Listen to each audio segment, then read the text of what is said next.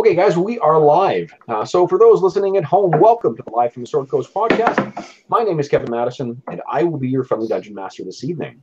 Tonight, we are continuing on with our ongoing campaign, playing the old 4th edition Dungeons & Dragons Adventure Path Scales of War using Robert Schwab's awesome Shadow of the Demon Lord role-playing game. With me, as always, on this epic journey are our usual fixtures on the Friday night podcast. I'll go with the order you guys logged in as best I can remember it. We got first up, Jeffrey. Hey everybody, I'm Jeff, and I'm playing Oberon Bloodhoof, a handsome white minotaur. Very handsome. There you go. Ooh, hold on, I'm going to mute this. Jeff, There we go. Next up is Steve. Hello, I'm playing Nutai Lethalis, a roguish elf. And then I believe James. Hi, I'm playing Ember, a tiefling wizard. And last but certainly not least, Dave-O. Hey guys, I'm Dave. I'll be playing Raka's Bloodhoof, second half of the Bloodhoof brothers. The legendary legendary Bloodhoof brothers. And kind of the team barbarian. Yes. Perfect. All right, so I'm going to swap us over to Roll20 and get ourselves set up in there, and then pick up where the action was. Actually, why don't one of you guys tell us what you recall from last session?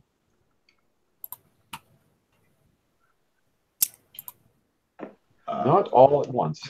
Well, I think if memory serves correctly, we had completed an epic battle against. Help me out, Kev. Against some kind of necromancer. his name, yes, it was Lord Simon Villicus. Yes, that too. And after defeating him in combat, we then happened upon the treasure trove of, I guess it was a locked up and abandoned sanctuary in which many treasures were found. This is true, yes. It was a very hard-fought battle where you guys managed to successfully defeat the Lord of Rivenroar, the undead, undying Lord Simon Villicus. Fortunately, you guys did triumph, and you put him back in his grave yet again. And We then saved said about, almost all the telephone folk. Can't forget that.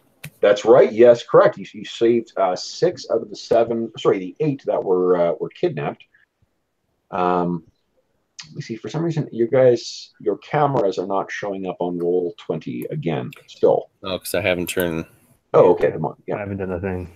Oh, okay, cool. So then that is not a problem with the program, it's a problem with the users. Us. Yeah. I'm trying to put it in a tactful way. I think IT people usually describe that as problem between keyboard and chair. So what we've got is, so let's see here. New Talathalis is Gonzo tonight. But believe me, his presence will be felt.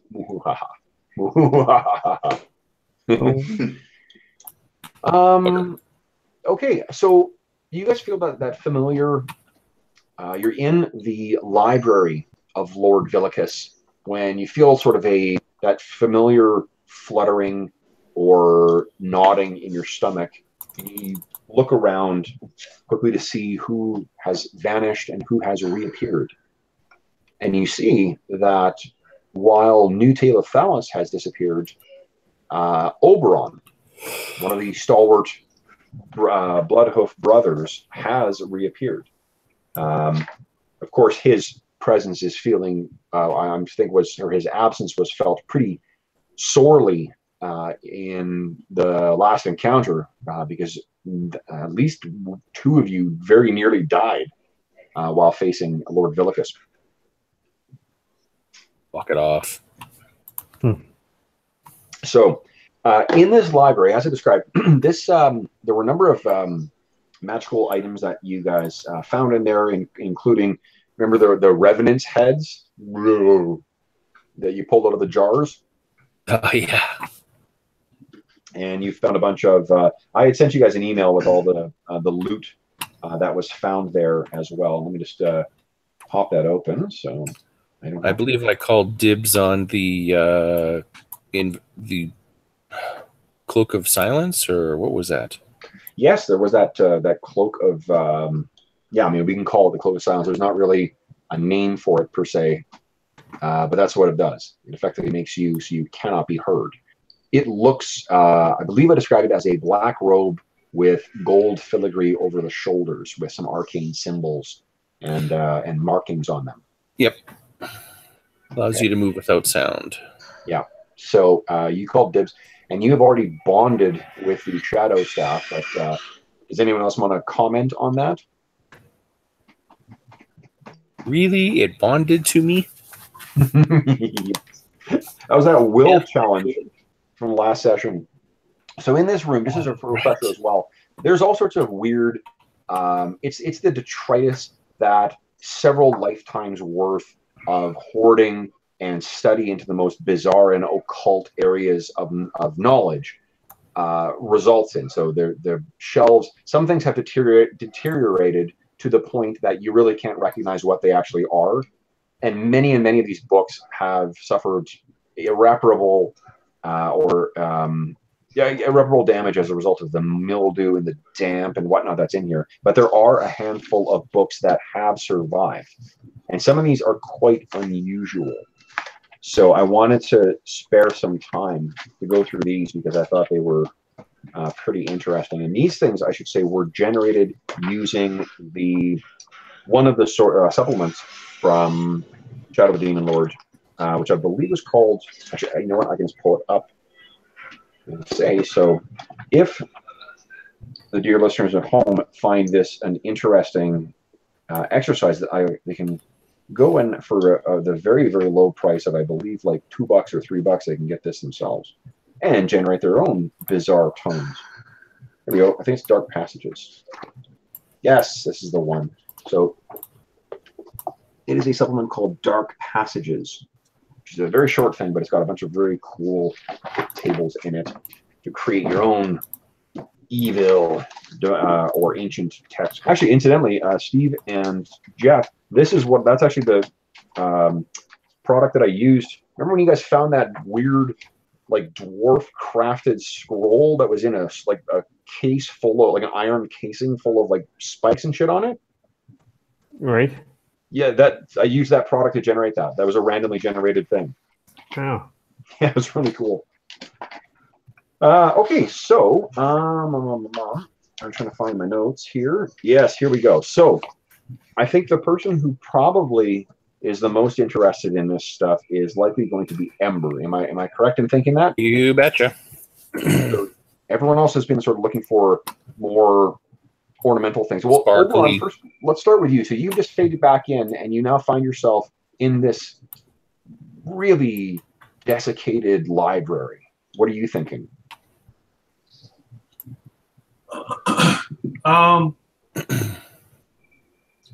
Immediately shaken, but going to check and make sure everyone's okay. Okay, so what do you say? We are a little worse for wear, but we have prevailed, and we are still alive. You are. You missed all the killing, brother. Yes, sadly. Well, there'll be more. Good. Adric says, will there be them or us? What are we doing down here? Look at this place. Oh, wee man. It's always them. Tell that to the boy's father, then. Actually, I don't think he was. No, everyone sort of gives him a look as soon as he says that. I'm like, what is wrong with you? little Tomislav is sort of like, hunched over, and he looks. Probably doesn't even know his dad's dead. And this is how you let him know. You have tact, my friend. He's chalking it up to the stress of the situation. He sort of shuffles off and looks down at his feet. Svetoslav is sort of looking. He notices that you're looking around at everything too. First thing that Svetoslav notices is that you guys have recovered all of the artifacts. You recovered that sword, those gauntlets, the banner, let's see if I can remember all of them. The banner, the broken shields, and what was the final thing? Do you guys remember? There was 5 items. Shields with gauntlets?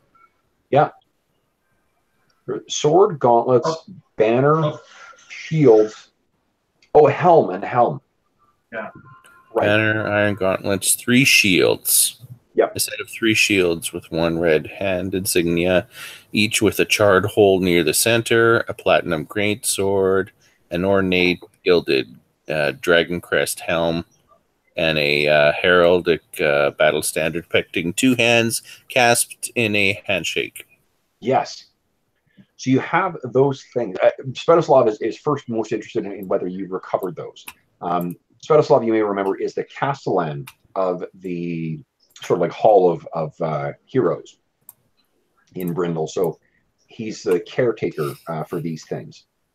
So when he sees that you guys have recovered those things, and I think that, Dave, so tell me what Rakus is doing with that big old greatsword. He's swinging it around in the corner of the room, completely enthralled by it. And it's amazing. The light that's being cast from Adric has one torch up, and actually then there's those big braziers burning in the back there too. The light catches this thing like it's fresh out of the water, like it just shines and reflects the light, and it just I'm making a lightsaber sound. Why am I making a lightsaber sound? Exactly. Jesus. No, it makes a very it just has an amazing weight to it. You can tell that this thing will hit like a sledgehammer, but it moves as smooth as if you were twirling a switch, like a small piece of wood. What have you got there? Yeah, I mean, take a look at this, and he'll throw it over to Oberon. He's throwing a greatsword. Well, okay, Oberon, give me an agility challenge, please. Not tossing it end over end. Well, not like a tomahawk, but more like an underhanded lob. That, which is fine. Like I'm not no bings, no boons on it. I'm just I think there's still there's a reason that you don't see throwing greatsword on the weapon chart. It does not have Put a it on range. there. I'm just saying. Okay, so yeah, Oberon, you catch it with one hand, no problem whatsoever. And you take a look at this thing, and you can feel exactly what I described for Rakus is what you feel. You just move this thing around, and like it is unbelievable. Again, you can feel this. It moves like it intends to go where you want it to go, like almost as if it's dragging you along with it. Wow, this is quite the weapon. Can you imagine what that'll feel like ripping through the flesh of our enemies? I could imagine. However, is this not the sacred artifact of what's the name of the town? This is a relic that the town would like returned, so I do believe we should be returning it to them. So there you are, brother. Enjoy it while you can. Why don't you give me 1 second here? What do I want? I want a pony, but I'm not going to get that. So I'll have to get, I think, a roll from you, Dave, instead. So why don't you give me a will challenge for me, please? Alrighty. Boons or banes? This is going to be seeing what sort of, like, what the cut of your jib looks like to Svetoslav. So if you can think of anything that would be beneficial towards that comes from your professions, I'm happy to give you a boon for that. Well, unfortunately, there's nothing official about any of Rakis's professions, but he has been working. I do appreciate you not trying to make a pitch for tracking again. So. He's a very professional tracker. Yeah, I think that he really was impressive how he tracked in the dungeon. So I'm just going to turn my gain down and getting some heart peas here. Yeah, I mean, if anything would have made Rakis look impressive with the sword, would have been the amount of time that he's been swinging it and practicing with it in the corner, and is fairly proficient with it now. I mean, every swing of that sword is more like a helicopter blade carving through the air. Is this the like the post-resurrection scene from Conan the Barbarian? Yes. Yep. Yes. Oh, okay, you absolutely get a boon for that. So give me a will challenge with boon, and if you have, yeah, let's see how you do. Oh, that's fucking cool. Okay, so yeah, you rolled awful, but your boon saved your ass there. Yeah, I'm like, that didn't seem too impressive to me when it came out. I'm like, but because it's a challenge, it means that all you need is a 10. A 10 is a success. And I think what this is that Svetoslav is sort of like looking at you out of the corner of his eye. And while remember, when you first met him, there was that bestial, Baphomet, corrupted Minotaur that was like, hammering its head against those iron bars, trying to get in and eat him. So that was his first experience with Minotaurs. Then you guys came running down and fucking killed that thing, and have been nothing but like blood and violence ever since then. But there's something he sees in you. When he sees you practicing there and, swimming this thing around, there's an elegance to your underlying form, and there's a beauty to your tattoos that he didn't see before. And he sees you now in a different light than what he saw before. He's not like in love with you yet. But he sort of he steps forward and he says, "No, it's a weapon, and if this will, if it can assist in in all of us returning to Brindle safe, then a tool deserves to be in the hands of a craftsman." He sort of nods towards Rakis. Well, I appreciate that, my man. Oberon will hand him back the sword. Okay. He sort of like dismisses it and then goes to look at the books on the shelves as well again. So what you find on there, as I said, like the books are deteriorated to the point where almost all of this library, like you can sort of picture the cutscene where you guys are like, you'll pick a book off the shelf and then Rakis will grab it and kind of, the pages are stuck together, and then it kind of like falls apart in his hands, and it finally comes apart because it's so fused for the years. And there's another where Oberon pulls a book off the shelf, and then all the pages just go and fall at the bottom, and they're so rotted and whatnot that they're not falling. There's nothing left of them, except for 6. Except for 6. So why don't you give me a 1d6 roll? Let's see which one. We'll do this randomly because why not?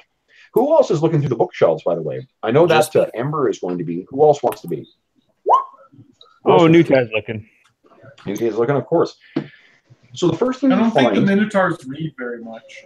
No, I think not. I don't actually think that Dave's character can read. for that point. Not to be cruel, but because he's a barbarian, I'm not sure he actually can. Not because he's a cow. Not because he's a man-cow. No. Who has, in the course of the campaign, committed at least one on-screen instance of bestiality. Hey, we don't need to focus on that. Yes. So, what you find is there is a book on there, James, that has covers made of faded wood. And when you grab it, it has this, you realize that it's got kind of like thorns sticking out the side of it. This book is sort of stored on the far side of a book divider. There's like other folios on one side, and there's this thing. It is in fairly poor shape, and it is a 100-page book, so it's not very long. You grab this thing and you pull the book out, and it has loose pages with extensive stains and possibly burns in it as well.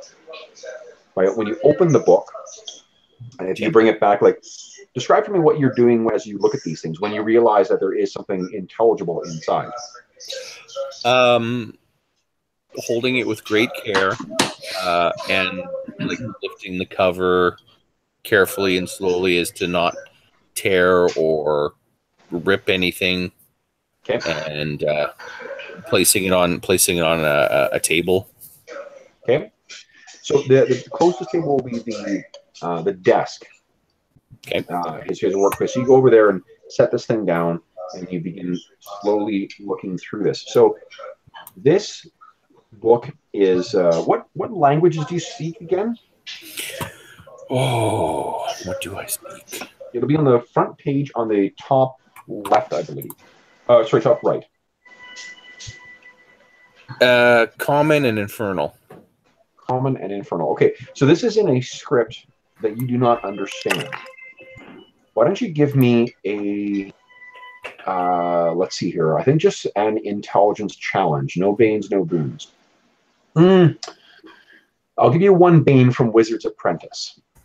Or, sorry, one boon, not a bane. Right. You said intellect? Yes, please. Not 10, just 1. Booyah! Whoa. So you cannot read the script, but you recognize the alphabet. This is written in Draconic. It has a printed script of blue water-based ink with some sparse illustrations that are very simple or crude. So it's almost as if this was someone's effort at copying maybe some other book of some kind. And what does the illustrations look like? As you're flipping through them, they're crude cartoons of what you would you think there's some kind of nobility. They're just they're showing some kind of nobility being very and it's this, you recognize it's the nobles with the same sigil over and over again in it. Would you kindly give me actually, you rolled so well, I'll give you this little bit of information as well. You recognize the crest that's on there as the crest of rest. Sorry, crest of what? Oh, sorry, one second. Okay, we'll go back to it. Oh, fine. It's a crest of rest. RHEST. Rest was, remember, the kingdom that once ruled here. It was the typing it into the chat. Rest was the kingdom that Simon Villicus betrayed. So this has all these pictures in there that are just, basically, they seem to be making fun of them or belittling the Restalor nobility. James, would you kindly give me an agility challenge roll, please, with one bane? That can't be good.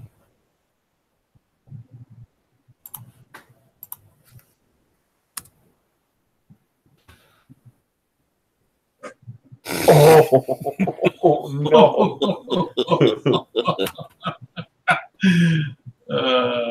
So what happens is you pick this thing up, and you're because you're going to ask one of the other guys, and then you feel like something drops down onto your arm, and you look, and it's these wriggling little, kind of like, maybe twice the size of maggot creatures. Oh. And before you get a chance to react, because you're really gonna, these things just, and you're screaming as they're burrowing into your arms. Oh, what the hell? And you take 6 points of damage. So you scream and you jerk back. And these things are in your arm right now. I draw out my daggers and say, "Need some help?" Yes. Cut him out. Get him out. Get him out. Get him out. Get him out. Okay. So you jump up and you're screaming. Why don't Oberon and Rakus give me a perception challenge, please? Pardon me, Kev, what was that? For Oberon and Rakus. Just give me a perception challenge, please. Oh, perception. Yes, please.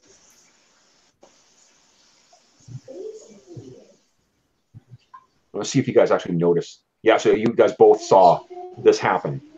You saw those things fall, and so you know what's going on. So, Steve, what are you going to do? I leap to and start cutting his arm to get the worms out. Okay. Why don't you give me... oh, jeez. Okay, so... Wait, Kevin, yeah. Can I use... Oh, can I do that? Where is it? What are you going to do? I want to use my infernal wrath on those things. Oh, what does that do? Click on that again. When you take damage from an attack from a creature within short range, you can use a triggered action and lash out with fire. So I'm going to burn it. Okay. I'm immune to fire, so. Okay. So yes, click on your special ability. If you want to close the draft version of your character sheet too, James, just click on that pencil again, and it'll go back to normal. I should have been. Oh, I'm not sure if you are. If you, okay. Just saying. Okay. Yeah, I haven't looked. I was not sure if you've had. There you go. Okay, cool. So you stand back and you and flare up, and Nute is about to go in with his knife, and then just you stop, and as soon as the flames go down, the pain is gone. Unfortunately, the book has been consumed in your fires as well. We didn't want that book anyway. No, not if it I'm sure has worms that eat you.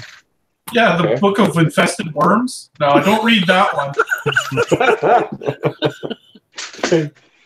I'm sure there were no cool things in that book whatsoever. Okay, so are you going back to the shelf? Yes. Give me a D6 roll, please. Mute, you've seen that happen too. Do you want to be looking on the shelf as well? Sorry, did you catch that, Steve? Yes, I'm looking on the shelf as well. Sorry, Dave, can I ask that you mute yourself until you talk? Just because we're getting a lot of background noise from that. Oh, really? Like, yeah, I think whatever. Oh, yeah. I know what's going on. Sorry. It's just that we keep hearing random sounds of like what sounds like aluminum foil being deployed. I guess what it means is I just have to write that shit into the adventure then. So we already have gorillas attacking at some point because of Brent's poor spelling. So let's see here. Was it number 4? Number 4. Okay. All right. So what you see is. Hold on. I'm going to. I made my perception check, Dave. That's great. Oh, jeez. I'm carefully taking it off No the doubt, shelf. and it's fate. putting it on the desk, and gonna try to like flip through it carefully, but kind of at arm's length a bit. Okay, so this one is about the same size as the other one. It has a bluish cover that is worn and has several bent or torn pages in it. This has some stains and tears on the cover as well. So you bring it over and very carefully put it down, and you open it up, and the edges of the cover have this thin metal with gold leaf on them, and when you open it, it has parchment pages, almost like an old Bible, and it's very carefully. So you can have that there's that really wonderful sort of like soft sort of turning of pages that comes as you flip through these. Inside, there is printed script, which is again written in a language. It's not Draconic, and you're not certain what language it is. But if Oberon, what are you doing during this? Are you sort of like keeping an eye on what's going on? Well, I wasn't really paying attention, but after what happened with the worm book, now I'm paying more attention. Okay, so it opens up, and actually you're surprised because you actually recognize the script. It's this blocky, crude alphabet that your tribe uses, not the old tongue that your specific order uses, but like when your tribe wants to put word to page, this is the alphabet it uses. Wow. Yeah. So you can't read. You can actually read it, Oberon. Do I notice that he's paying attention to it? Well, I'm going to ask, Ember, let me see that book. That's written in my tribe's tongue. I would recommend not picking it up. Maybe leave it on the desk. Oberon laughs. And he picks it up. Okay. So, again, like the book's got this, beautiful, it's a little like seen better days for the cover, but it does have this beautiful, fine, like metal filigree around the outside and this gorgeous paper on the inside. And then there's this script inside of it, almost as if someone of a very studious nature who understands your people's tongue has written this text. And as you're looking through it, and it's an incredibly comprehensive travel log, effectively. So if you spend 1d3 weeks studying this, you would gain the scholar geography profession. Oh, sweet. Mm-hmm. I'll take the book and put it in my bag or whatever I have that I carry my stuff in. Okay. So yeah, so that's Sorry, after how long of reading it? 1d3 weeks. So you roll 1d3, and that tells you how many weeks you would need to study this thing to effectively learn it. However, you do need to actually understand the language. Oh, are we going to see some cutscenes where Oberon is teaching Rakus to read now, Dave? Probably not. I mean, he can try if he can pry Rax's attention away from the sword for any amount of time. But that ain't gonna happen. I just picture Oberon sitting down, spreads the book open, and you hear tank as it cuts the book in half. Ember has gone over to take a look at the other books. Sure. Okay, give me did that one already. No. And did that one already. There we go. 6. Oh, 6. So 6 is pretty neat. 6 has well, at first a scroll. It's a a tarnished gold scroll case. So you pick this thing open, and having found those incantations before, you're hoping that okay, so we'll see in a moment, Dave. You're hoping that it would be more incantations, more spells sort of tracked in written format. You pull this thing open, you bring it out, and you see that it's actually basically three smaller scrolls that are all included in the same book. The same paper has been used, which is some of the pages are bent, like they've seen better days, and there's markings that might be food or that might be mud or, water stains or stuff like that. But they're fairly sturdy, and they appear to be written, when you roll some of these things out on the table, they appear to be written by 3 different authors, because there's vastly different. 2 of them are written in the common tongue, but one of them is written in a language that Adric will be able to tell you is Dwarvish. You take a couple moments to study what these are. One of them is in a small, cramped hand that is written in very, very light, almost translucent brown script. One is written in very flowing, painted letters, almost like a calligrapher. And then the Dwarvish one is printed in oil-based brown ink. But what the 3 share with Adric's help is that these are all treatises on war. So if, again, you guys studied these for D3 weeks, you could add Scholar War to your list of professions.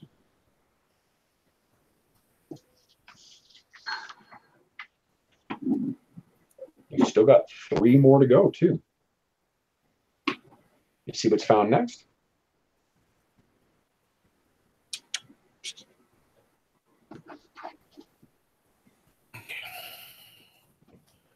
It is 5. Oh, this one's pretty small. This is a little folio. It's almost like a little leather journal that's tied together with a little strap. You open this thing up, and there's only about 25 pages. It's actually part of a set, but the rest of the set has deteriorated to the point where it's useless. It's mush, or it turns into dust as soon as you open it up. But this one seems to have survived, and it actually only has very light use. It's got a rusted bronze clasp to keep the thing closed, and inside there's vellum papers, and in small cramped script in an oil-based blue lettering in the common tongue, there is an incantation. This is effectively like a notebook for a student of the arcane arts. And you see that there is, when you realize that, you look at the cover, and you can see that there is a small sigil in the bottom right that actually says MV in the common tongue. The incantation is the 0-level teleport spell, Fetch.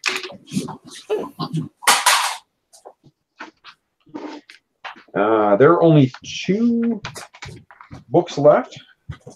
Actually, give me also evens and odds on these ones. Steve, why don't you give me a roll? Newtay's been looking at the books too. Alrighty.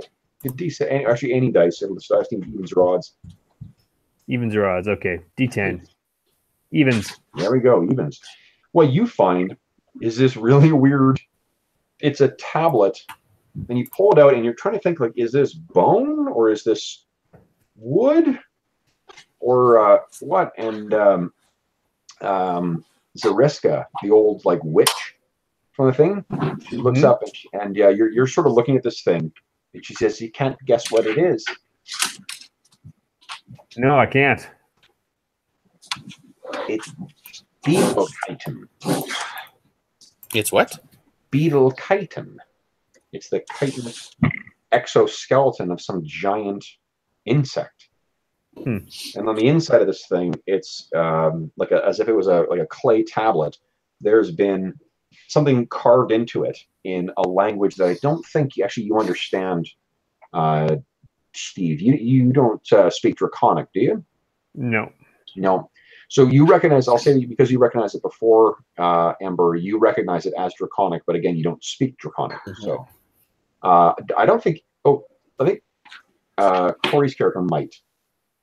But in any event, it is written in Draconic, sort of carved on the inside of that. Would you, I will allow, so with 2 Banes, give me an intellect challenge. Ember, please. Okay.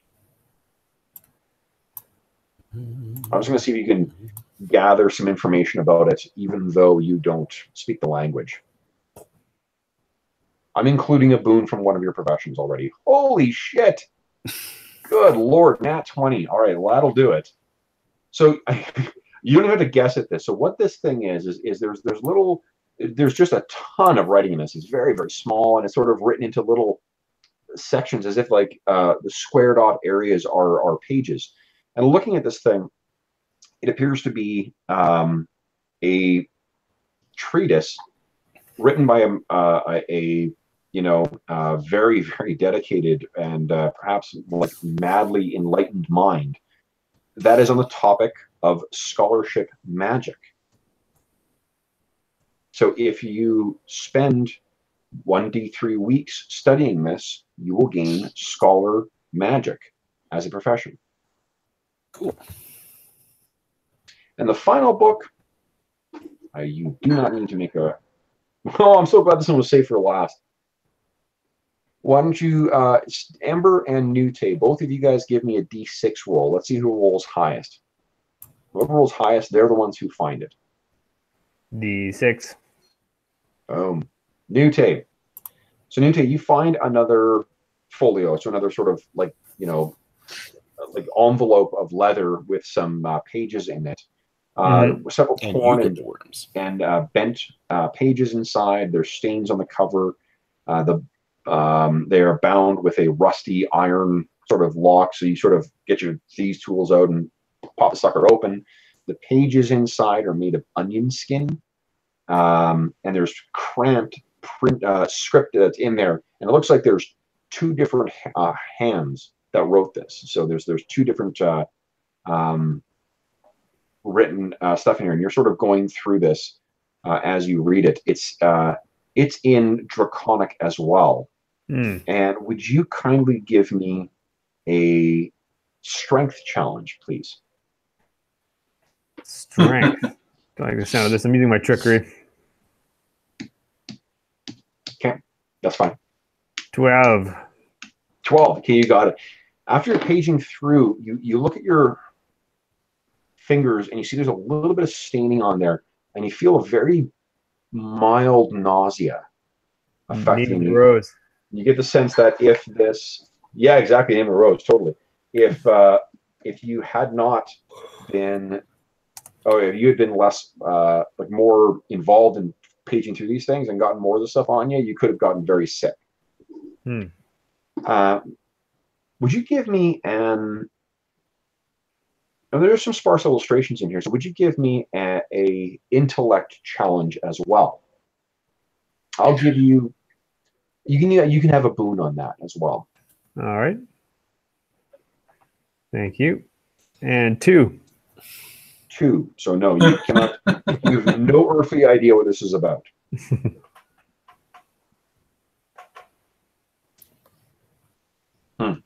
So, yeah, that is that's what you find. It's in Draconic, so you can't read it, and that the pages appear to be, or the ink at least appears to be. Poison of some kind. All right. So what do you want to do with that? Cool. I said, does anyone here speak Draconic? Not I. No. We got another one to take back to get it interpreted back in town, I guess. Can't scrape with my hand. My right hand. Okay.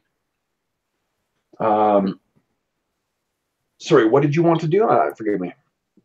Should we take some of these back to get them translated? Yeah, I think it's a good idea. All right. You're not mentioning to anyone that this is a poison, literally poison. By the way. By the way. He's just giggling as he hands it to you. You curious. Okay, so then. Those are the books that were found in the Mad Lich's library. What do you guys want to do now? Burn the books. Well, we need to return these people to town. We will escort them back. So what is the like that? That's that I understand is the broad goal here, but tell me what the specifics of that plan in action are going to look like. Are you just marching out of this thing and then going, on your merry way, or what? Well, that was kind of the plan. Yeah. No, well, we need to sneak back out because there's still an army outside. There's also 4 days of rough travel ahead of you, and you do not have supplies for these extra 6 maps.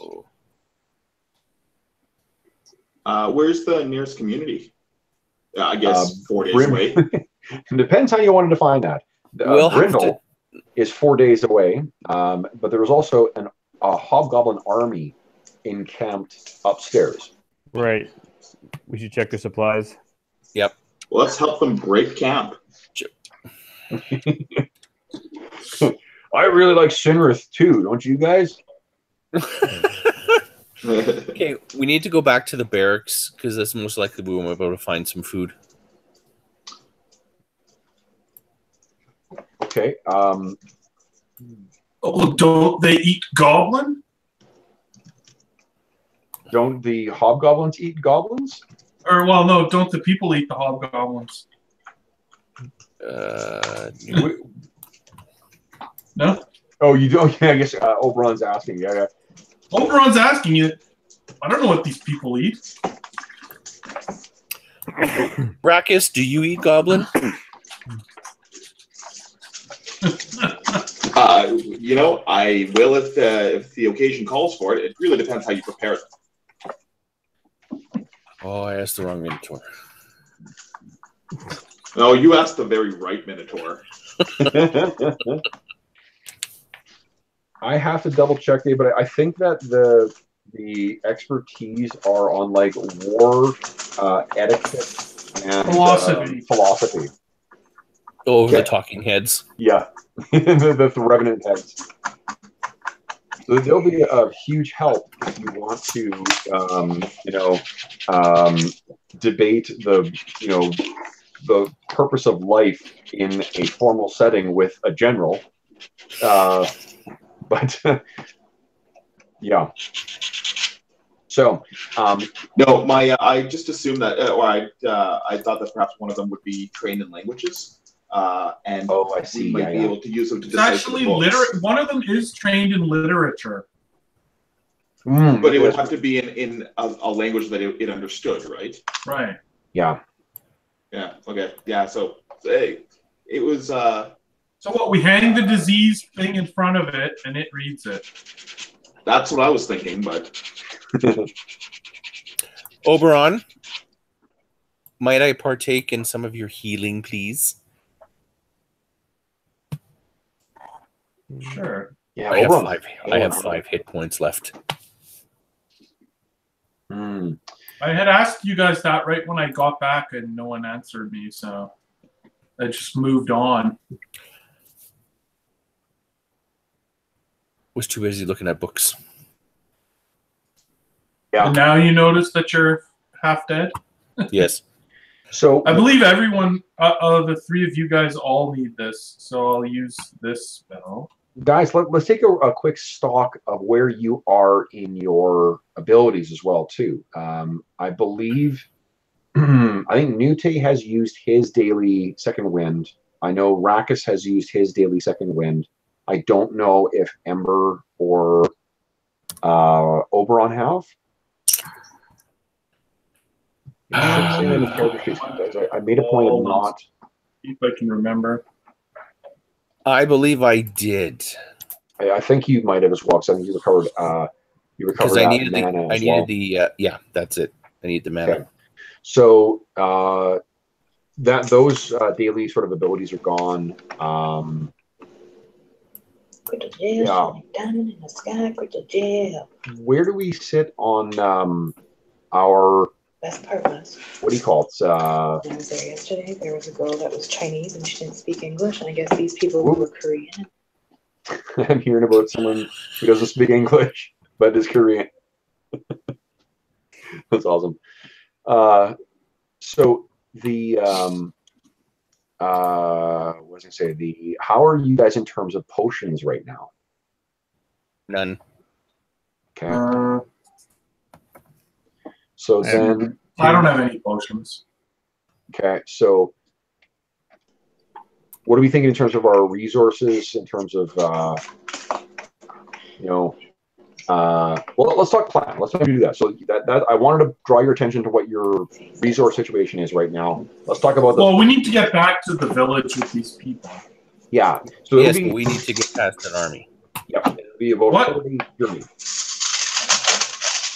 You know as well that you have to go to, you have to ford. Remember, there's a flooded river at one point as well. It's about two days away. Oh, wait, why do we have to go through the army?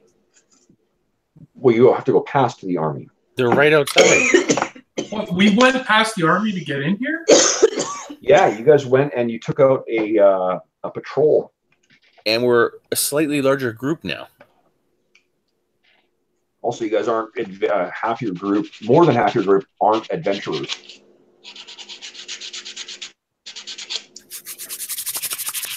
I think Dave's sanding. Yeah. Dave, you cutting cucumber? No. Okay, Ember's gonna go down the hall and peer around the corner just to see if anyone is coming. Can't. I failed my perception roll there, Dave. Sorry. This robe, is she always quiet now? Yes. It's a continuous, basically, she makes no sound when she moves. Yeah. Chef got it. Nice. Yeah, I also did notice the tinfoil as well. I got pretty good perception on Dave's activities. Yep. Put your points in that. Yeah. Okay. What you see in here is it's basically the collapsed remnants of the army that you fought there. So there would be, in this room, all you'd see is the desiccated corpse, which is basically like a pile of dust and little bits of bone and stuff of Simon Villicus. Is there a door over here? There is a set of doors over there, yes.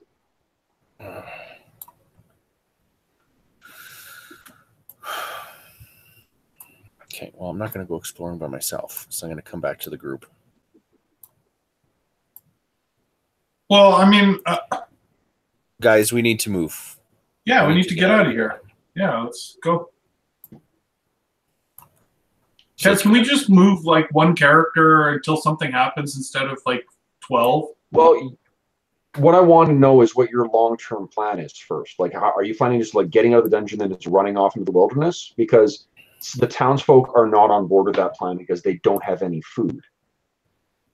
They've been kidnapped, they've been beaten, they've been starved. They can't do a forced march for 4 days without food.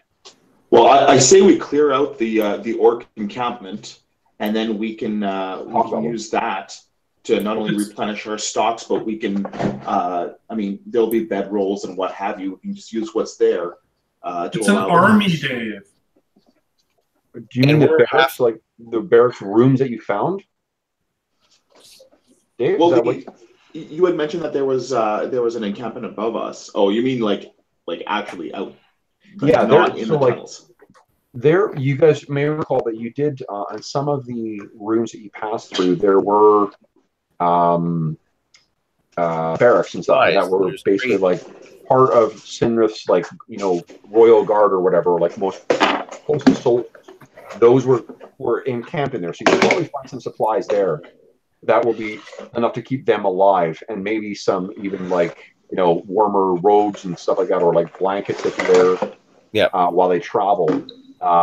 So within here, but on top, on the surface, it's like, you know, thousands of other things. So hobgoblins and ogres, probably some minotaurs based on what you encountered here, and then goblins and hobgoblins as well. Bugbears. Do the townsfolk need any, like, do they need rest or do they need healing? Like, is there any reason why we would have to overnight within the barracks? Or is it simply just a matter of getting them fed and then... You can probably get them a few miles under the, under your belt before, while the adrenaline's still going. But I mean, like, you have a child, you have an old woman, an old man, and then a malnourished woman who is, on the verge of sort of, breakdown as well with Myrtala. So you could try to get away and then camp, but they're going to need a rest between 4 or so hours, we'll say. Nute, do you want to go check the door down here? Sure. Where am I looking here? All right. Maybe have a listen. Go give her a listen here. Oh, You're Dave, can you mute again? Sorry, we're hearing a lot of background Nute, sound. you look pretty banged up. No, just one hit point. Yeah, actually, Rakis and Nute, you were both supposed to heal when I did my burst there. I did. Yeah, I just got 1 hit point of damage. Oh, Oh, and Rakis is... I'll move Rakis. never healed. Wait, how do our hit points work? What do you mean? Do we have less or Your more? bar fills No. up with red as you get hurt. Yeah, and remember that the way the game works, Oh, when it hits your that's health, when you exceed your health, that's when you go incapacitated. So you guys don't have more hit points in this game. You just have a higher health, which means it takes more to actually take you down. okay. I guess I only lost 5 hit points in the last thing because that's what my number is. That's Well, again, what you he don't gave me. lose hit points; you take damage. Right. So I So- took 5 damage. So did you forget? Did you add that number, or did you subtract it when you took it? Because you were at like more than half when we started the session. Because you were really banged up last session. In my little red circle, it just said 5. When we started today? Yeah. Okay, so you should be And at then- 11 then. I should be 11. Okay, then it was right. As I get hurt, more red shows up. That's correct, yeah. Oh, away so from- Newton's hardly been hit, is what you... Yeah. Okay. Rakis, what's your healing rate? 11. 11. Okay, did you heal from Holy that last healing batch that Oberon gave you? Just now? This session? Yeah. Yes, Oh, you this did? Oh, uh, shit, so you're beaten up. I thought I did. I've got a max of 50, right? Oh, okay, yeah. So never mind. So that's just you're tough. Okay, you're still so you're still pretty beaten up. There's still clear evidence that Rakis has been in really like a furious battle. What are Ember was talking about this door down here? Oh, what's beyond that door? Nute is going to have a listen. That is an excellent plan. Give me a sec here. I'm going to get my list of things that are going to kill you. I mean, It's a closet full of more books with worms. no way. War ape. War ape. Because he's just sitting there quietly waiting for someone to open up the door. Surprise!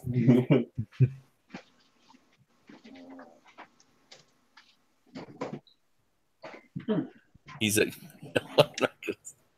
All we need to do is see if we can find some food. If not, we'll have to go hunting in the woods. Well, that's kind of what I was thinking, but I think he is right. We do need some supplies. These people have nothing, and we're going to be in the woods for days. And possibly on the run. Oh, yeah. Because No, don't say, oh, yeah, like it's a inevitability. well, you've killed a general and like a whole slew of the army. Someone at some point is going to want to talk to him and find out. No. You cut off the head of the snake and the army dies. Yeah, I'm sure That's that's how it works. Uh-huh. Okay, so through that door, that's the door you want to listen to, right? Yes. That's sure the you want to door. do that? You say you're putting your head down and you're leaning in really close towards that door. Is that right? Yes, that's right.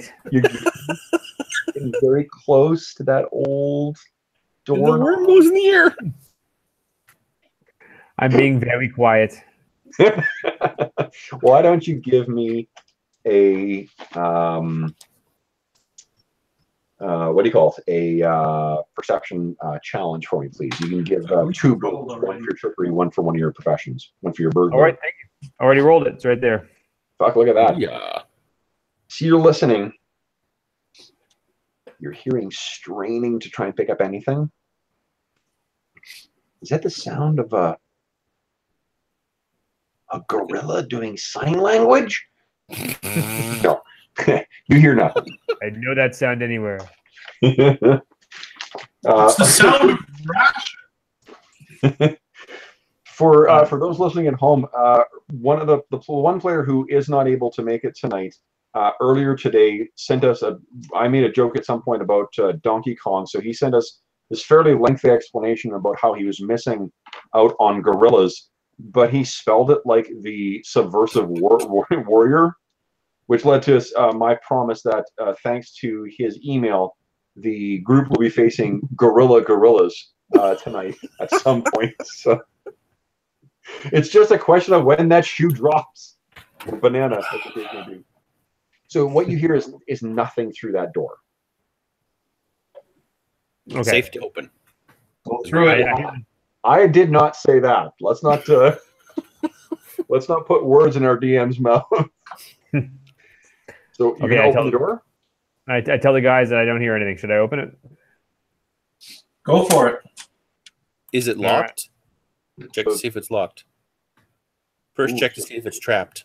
Steve, am I right that in checking to see if it's trapped, you're gonna put your hand on the door?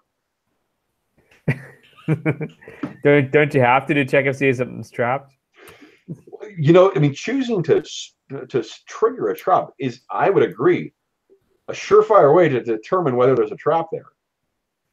Absolutely, it's part of detection. Okay, you've got a good agility bonus anyway, so I mean, I'm sure nothing will happen. Exactly. So, Yeah. Okay. Well, let's just go through the motions of searching it for traps here. okay, so why don't you give me? Let's see here. I think it's gonna be a perception challenge with 2 boons. All right.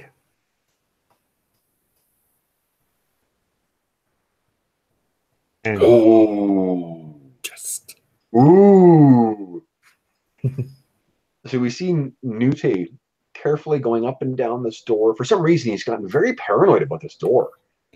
He's looking around and he's checking through the locks. And he's asking Adric to move over with a torch so he can get a better angle in there. He goes down. He thinks he sees something. He goes up very close to the lock, squints with his keen elven eyes, and then turns back to the group and says, I do not believe this is trapped. All right. So what do you do? All right. Well, Nute Wide then. open. Yes, basically. Nute is going to open the door and jump back. Okay, so you're opening with your hands, right? Yes. Is Nute right-handed or left-handed? And which of those 2 hands is he using? You jerk. He's going to use his left hand. Okay, so he carefully puts his left hand. Is his left hand his dominant hand? No. Ooh, bold choice again. I'm going to keep my good one. He brings down the lever, pulls the door back, throws it wide. And Adric says, is it trapped? And nothing happens. It's a closet. It's a hallway. And down that hallway comes a very horrendous stench. Do you want to go down the hallway? The hallway extends for about, I think it's about 20 or 30 feet down, and then it angles to your, if you're facing down, well, it goes to the east in any event, but it goes to Oberon pokes his head down the hallway. It stinks like shit. He says, "That's the latrine. Let's get out of here." It smells like rotting meat. You've actually smelled that particular stench before. Oh, close the door. Close the door. All right. Well, put it to a vote. We have to get these people to safety. Quit Okay. fucking around. Let's go. So where are we going? Well, Kev, this necromancer dude was a human, right? At some point, yes, several hundred years ago. Oh, he wasn't alive anymore? No, he was. Remember, oh yeah, you didn't see the fight. So what happened? No, I wasn't here. So this is what the He was a very dead man. This is what Rackus describes for you. So when you first fought or encountered Vilicus, this is what he looked like. And he was dressed in long robes. He was at this weird bone altar. And he was pleading. He says, "No, please, I need to save him," is what he said. And then as the fight went on, he was being hit in the face with ember spells, and it was burning chunks of his flesh away. But underneath, it was like cracking and falling away, like if you had a porcelain doll made out of flesh. That's what was happening. And as the fight went on, this is what he began to reveal. It began to reveal underneath. Okay. So that was the real Simon Vilicus. But he appeared to be normal at first. You also fought more of these charmers. So the hobgoblins themselves have to have been eating something. Yes, like I said, they're in all those different barracks that you passed through in here. Like let me move you guys actually into one of the barracks. Let's go to the barracks and gather all the food we can. Sure. So Enough messing around with stinky hallways. Let's get out of here. So what I'm going to do is I'm going to move you to one of the other, to the connected map. I'll bring you back to that big hallway where you guys before. Remember the doorway where you heard that weird sound coming through, the noise, which sounded like chanting and whatnot. Yeah. So let me just move you guys over here. This is that map again. And you guys you're on the far right side of the screen if you want to see it. I'm going to get rid of all these dead goblins and hobgoblins since we don't really need to track them. There's that disgusting necrotic horror that you guys fought that was spewing out other smaller zombies. Remember him? Boy, was he fun. And then there's the hallway leading down to where you just defeated Sinrith, the Khan of the Horde of the Red Claw, or Red Hand, rather. So this is back in that first one. Remember you came down the stairs, and then like Rackus was ambushed by those like rows of goblin archers who were firing at him. This is where like Sinrith's honor guard was camped. So these guys have really probably the best food of anybody who is who's part of this army. So if you're going to grab anything from anyone here or anyone, this is probably the place to probably the best rations that are available. Well, let's loot them. Okay, so you guys get enough, and you actually get some heavier traveling cloak and stuff like that as well. This is still springtime, so the weather is during the day it can go up to about 10 degrees, but at night, no, about 5 degrees, but at night it goes down to about 1 or 2 degrees. So it's fortunately no snow, but yeah, that is what you are facing. So what else do you guys want to do? you have an opportunity now to sort of catch your breath. Everyone's obviously very keen on getting the F out of here, right? Yeah, absolutely. So what's the plan here? Do we want to? No, we got to leave. We don't have time to rest here for an extended period of time. No, I think we should rest away from this place. Well, then let's head down. But still rest in the tunnels? Is that what we're suggesting? No. Like in the woods.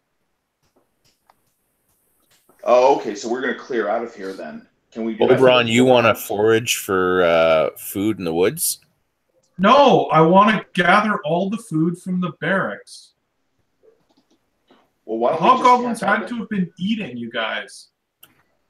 Yeah, that makes sense. Why don't we just camp out in the barracks until the group Well, is... because what are you going to sleep and all of a sudden someone from the army above comes down to see what's going on, sees 14 sleeping people, goes back upstairs and brings an army down here. Well, we just don't let them go back up. That would be the key to that. Yeah. I agree with Oberon. Let's go to the barracks. Take what we can from there. I don't think resting here is a good idea. No, we're not resting here. That's just going to lead us Are to you being going to captured. you're going to sleep in your enemy's beds? Sounds kind of weird. It's probably full of lice. I don't want We'll that. have to like kick their corpses out of the room and then try and sleep in there. I don't think these people are going to get a very restful sleep. Like I said, I think you guys could safely get probably, excuse me, 4 hours of travel under your belt before Right. these people are going to be, I'm saying this is Rackus, who probably recognizes this. Rackus, you're the one who's got the most sort of like wilderness sort of related skill set, so you can kind of like size up these people and say how long you think that you could push them before they would really not be able to go any further.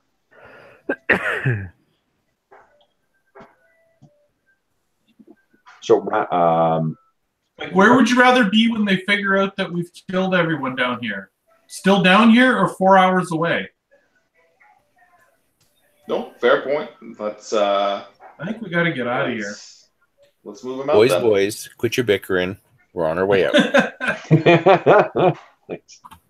Okay, so describe for me how you are going to make your way out of the camp. How are you going to sneak out? Remember that where it is there is the entrance to the Rivenroar crypts that was guarded by a small group that you guys managed to. Actually, the guards were at the entrance thing, but there were no hobgoblins immediately around it.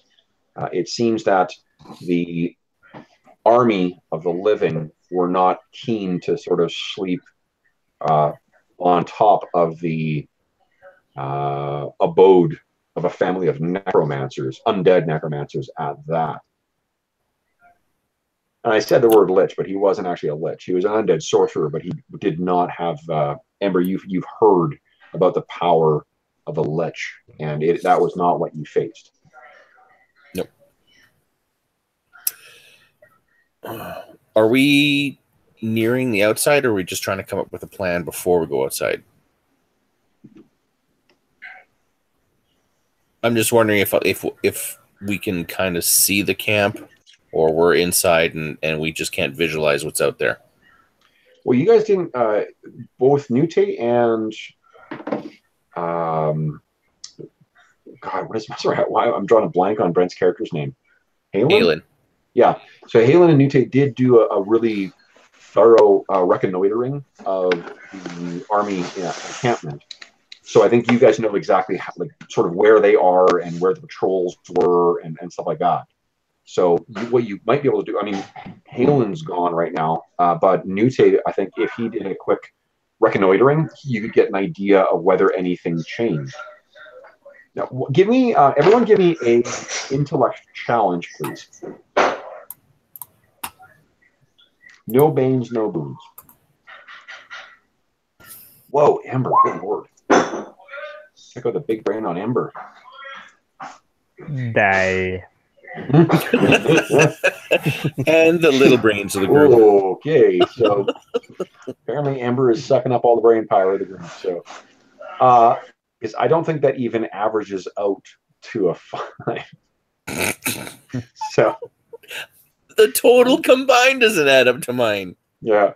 So, Ember, what I was getting you to roll is whether you could recall anything. And unfortunately, I have been such a smartass, I forgot what I got you. Because I got distracted by being a smartass. I forgot what I got you to roll for. So, hold on. It's up there. Let me think about it. It is to remember. Oh, yes. Remember that when you guys first got in the dungeon, there was that second patrol that came up from behind. And that may have been someone calling in reinforcements. So if it was them calling in reinforcements, there is the possibility that other parts of the army knew that there was trouble that needed looking into. So we're going to have to fight them. That's not to say that that is the case, because hobgoblins, as much as this guy's organized an army, it still is organized disarray. But it's just something that occurs to you that, oh yeah, like there was a patrol that may have come in. Maybe there's more ones that are coming down. Maybe things have changed. So what do you guys want to do? Is there a possibility that there's a second way out of this place? Does anyone want to contemplate that idea? This is the point where, had any of you guys mentioned once in the course of the, I think, 16 to 20 hours that we spent down here, that your character was keeping a map, that I would be able to tell you, well, this is where, you've explored X, Y, Z, and you don't know. But no one mentioned that whatsoever, so I'm assuming that no one kept a map. A mental map. You know what? In fairness, the mental map also, I think Nute has been here the entire time, but for some of the other characters, they have faded in and out, so they've missed some parts of it as well. But in fairness to Nute, he has, you know what, Steve, that's fair enough. Why don't you give me, oh boy, Why would we need a map? To know if you've explored everywhere? Oh. Or if we saw another potential exit. James, this is where we insert the man driver joke. The what? Like man driver. Why would I ask for directions? Why do I need a map?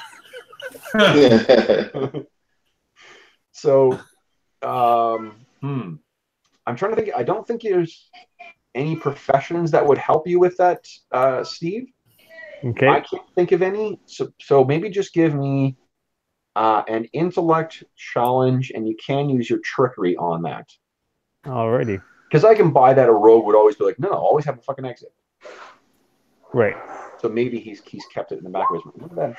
18. So I see this as being sort of a conversation that happens between the characters. So Ember, you mentioned that, well, are there any ways out? And then Adric asks, well, did one of you catch it, keep a map? And you all do this sort of like, pointing back and forth at each other, like, I thought you were keeping the map. You thought I was? You were gonna. We're in the middle of breaking into a crypt. Who stops to draw a map? And then Nute sort of like clears his throat and I did. So Nute, you sort of know that there's from everywhere. You have been in every room now, and you can even guess where that hallway went. Remember, there was that room with the big black sphere or black circle on the ground, that podium that had those weird like tendrils coming out of each of the sides. Yep. That's where that room would lead to, that workshop where that necrotic horror was crafted. That's where the stink was from. So even you can even tell them that, like, look, this is where it was. You have been in every single room. Okay. Well, guys, there's your answer. We've been in every room. So there's no way out other than the way we came in. It would appear. Adric sort of shrugs and says, well, I suppose you don't try and build escape hatches from your graveyards. Yeah. So what do we do, boys? Are we fighting our way out? And he holds up his little hammer. Rackus will hold up the sword and exclaim in the positive, yes, we will. And at that, Zariska says, no, we won't. And sort of whacks you on the knuckle. What are you fools thinking? You've done very, very well down here, but there's an entire army up there. We need to get out of here. No more fighting and no more talk of it. And she talks with you with a stern tone that, what would be, am I right in thinking there's probably some kind of maternal figure in Rackus's past that he would have listened to, if not his mother, like an aunt or a grandmother or something like that? Well, I mean, and probably there's nothing to say that the clan itself wasn't led by matriarchs. Absolutely, yeah. Put the teats in charge. Yeah, absolutely. So for that, maybe that's the way that you immediately respond to, like, all right, yeah, no, you're right. Sorry, boss. And she called you moon pie.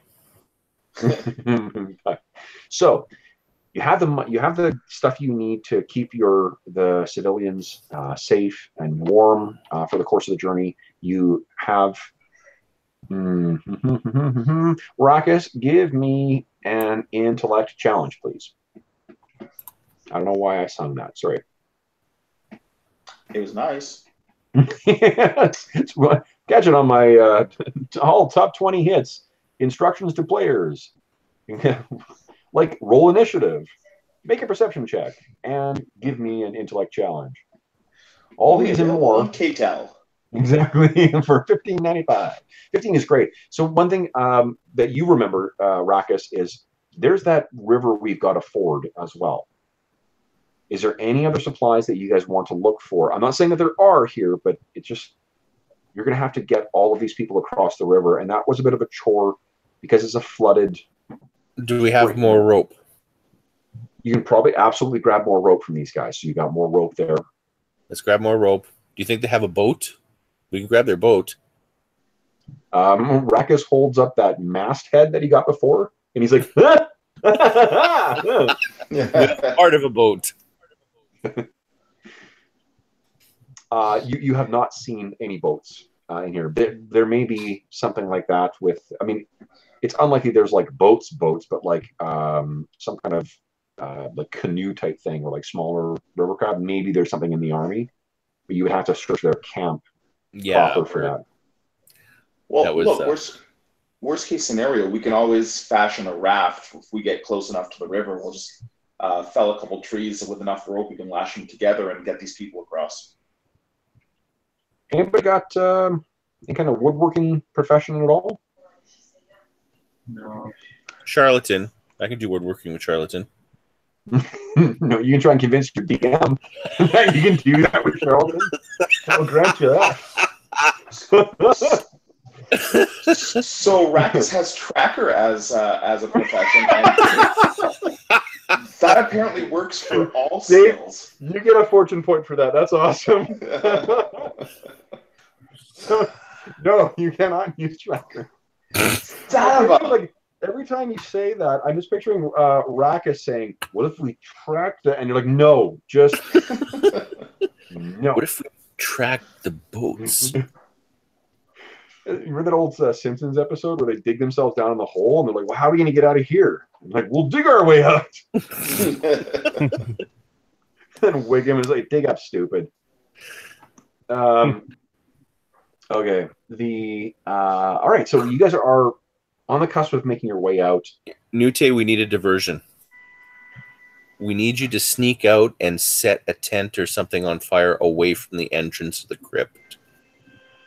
I'm good at sneaking. What do we think of that plan, guys? Rackus will look over to the newly appointed group matriarch and tap her on the shoulder. What do you think of that plan? Nima.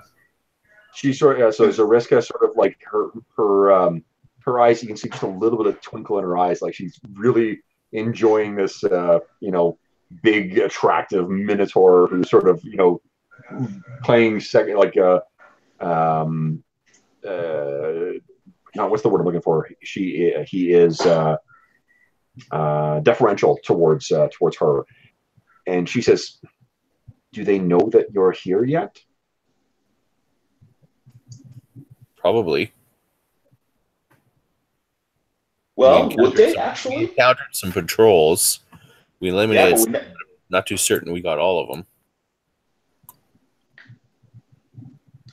I would have thought that if they knew that you were here and facing their general, they would be down here, would they not? I believe so as well. Patrick nods his head and says, "Aye. If they knew we were here, they'd be down here, hordes of them. But look, hobbies are, I'm certainly no fan of them, but they're certainly fans of combat. They wouldn't itch or shy away from the opportunity. Did you sneak your way in here, or did you fight your way in?" And he holds up the little hammer again. We snuck our way in. Well, then. And fought our way in. Well. We fought while we were in. And they may not know. I mean, once they discover what we've done down here, they're certain to want to know who was responsible. But if they don't know yet, what's to be gained by letting them know that something's wrong, other than to accelerate whatever response they might have? Sorry, my accent's terrible, but... Agreed. Let's just sneak out of here. We gotta sneak out. Well, we can always try that as a first plan. I think we all know what the second plan would be. Diversion. The sword is once again doing that Conan like thing. It doesn't. Again, I mean, it's like a fucking lightsaber. Okay, so I'm setting a precedent here, so I brace yourself for every magic sword sounding like a lightsaber. Now, describe for me what the plan is for getting yourselves out. What I'm going to do is I'm going to move you guys all to. Whoops, sorry, I didn't mean to grab. I'm going to move you all to the entrance, so that we know what happens when this goes wrong. We're going to count to 3, and we're all just going to run out. I like that. That's what I've heard so far. They would never expect that. Tactical genius. All right.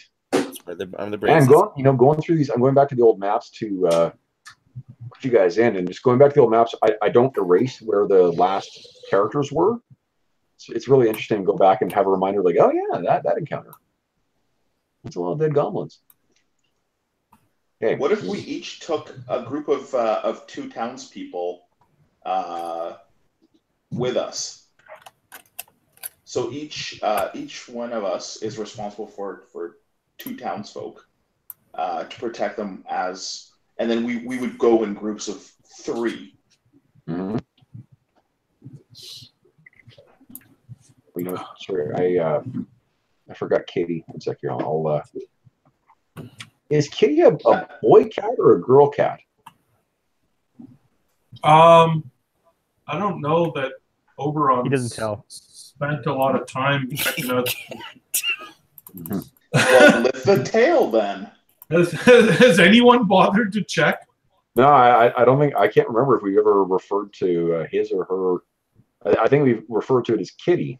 Most of the time.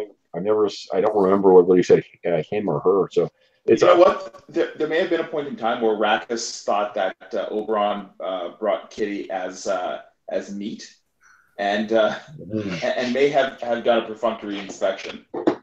I remember that from earlier. Yeah. How good. So Rackus may know. Rackus may know. Oberon has not actually checked. Okay. Oberon and Kitty don't like snuggle together or anything. Okay.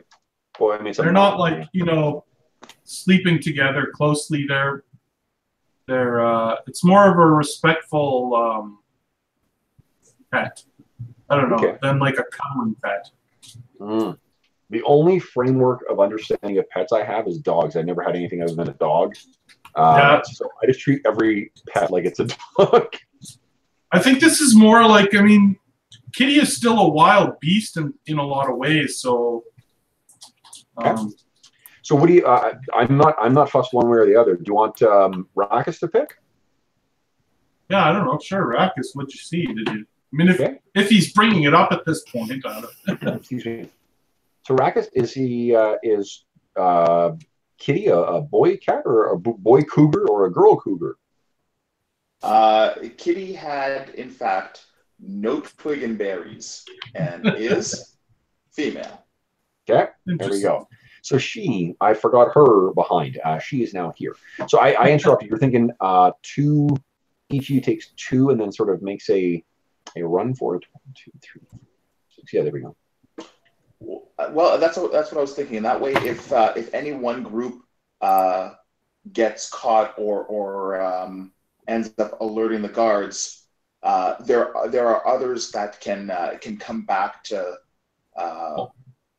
provide reinforcement, as opposed to everyone getting caught all at the same time and being equally fucked. Mm-hmm. Kevin, I'm thinking of using my invisibility spell and my cloak of silence to sneak and cause some fire, like on the far side of the camp, and then maybe use invisibility to get back, kind of thing. Adric turns, looks at you again. He says, "What's with you setting everything on fire?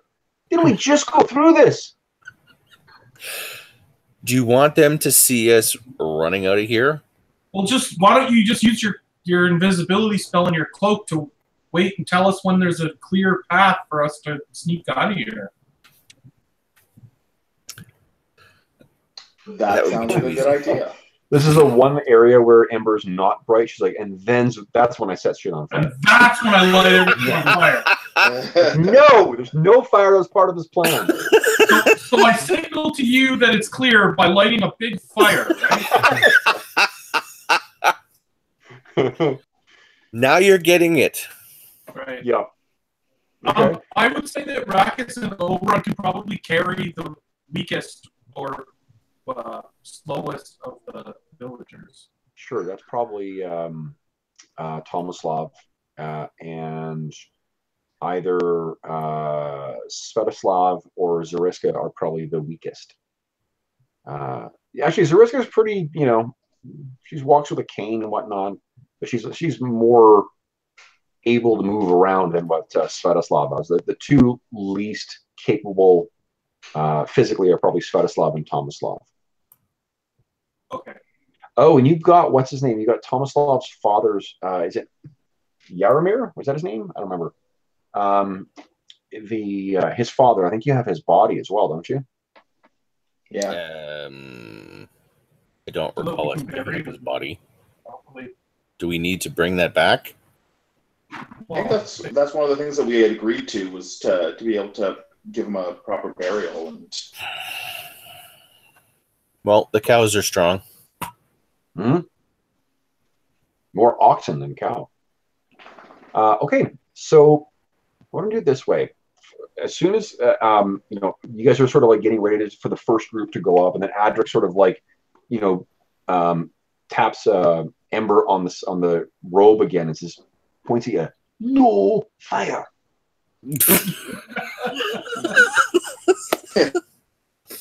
You're cute.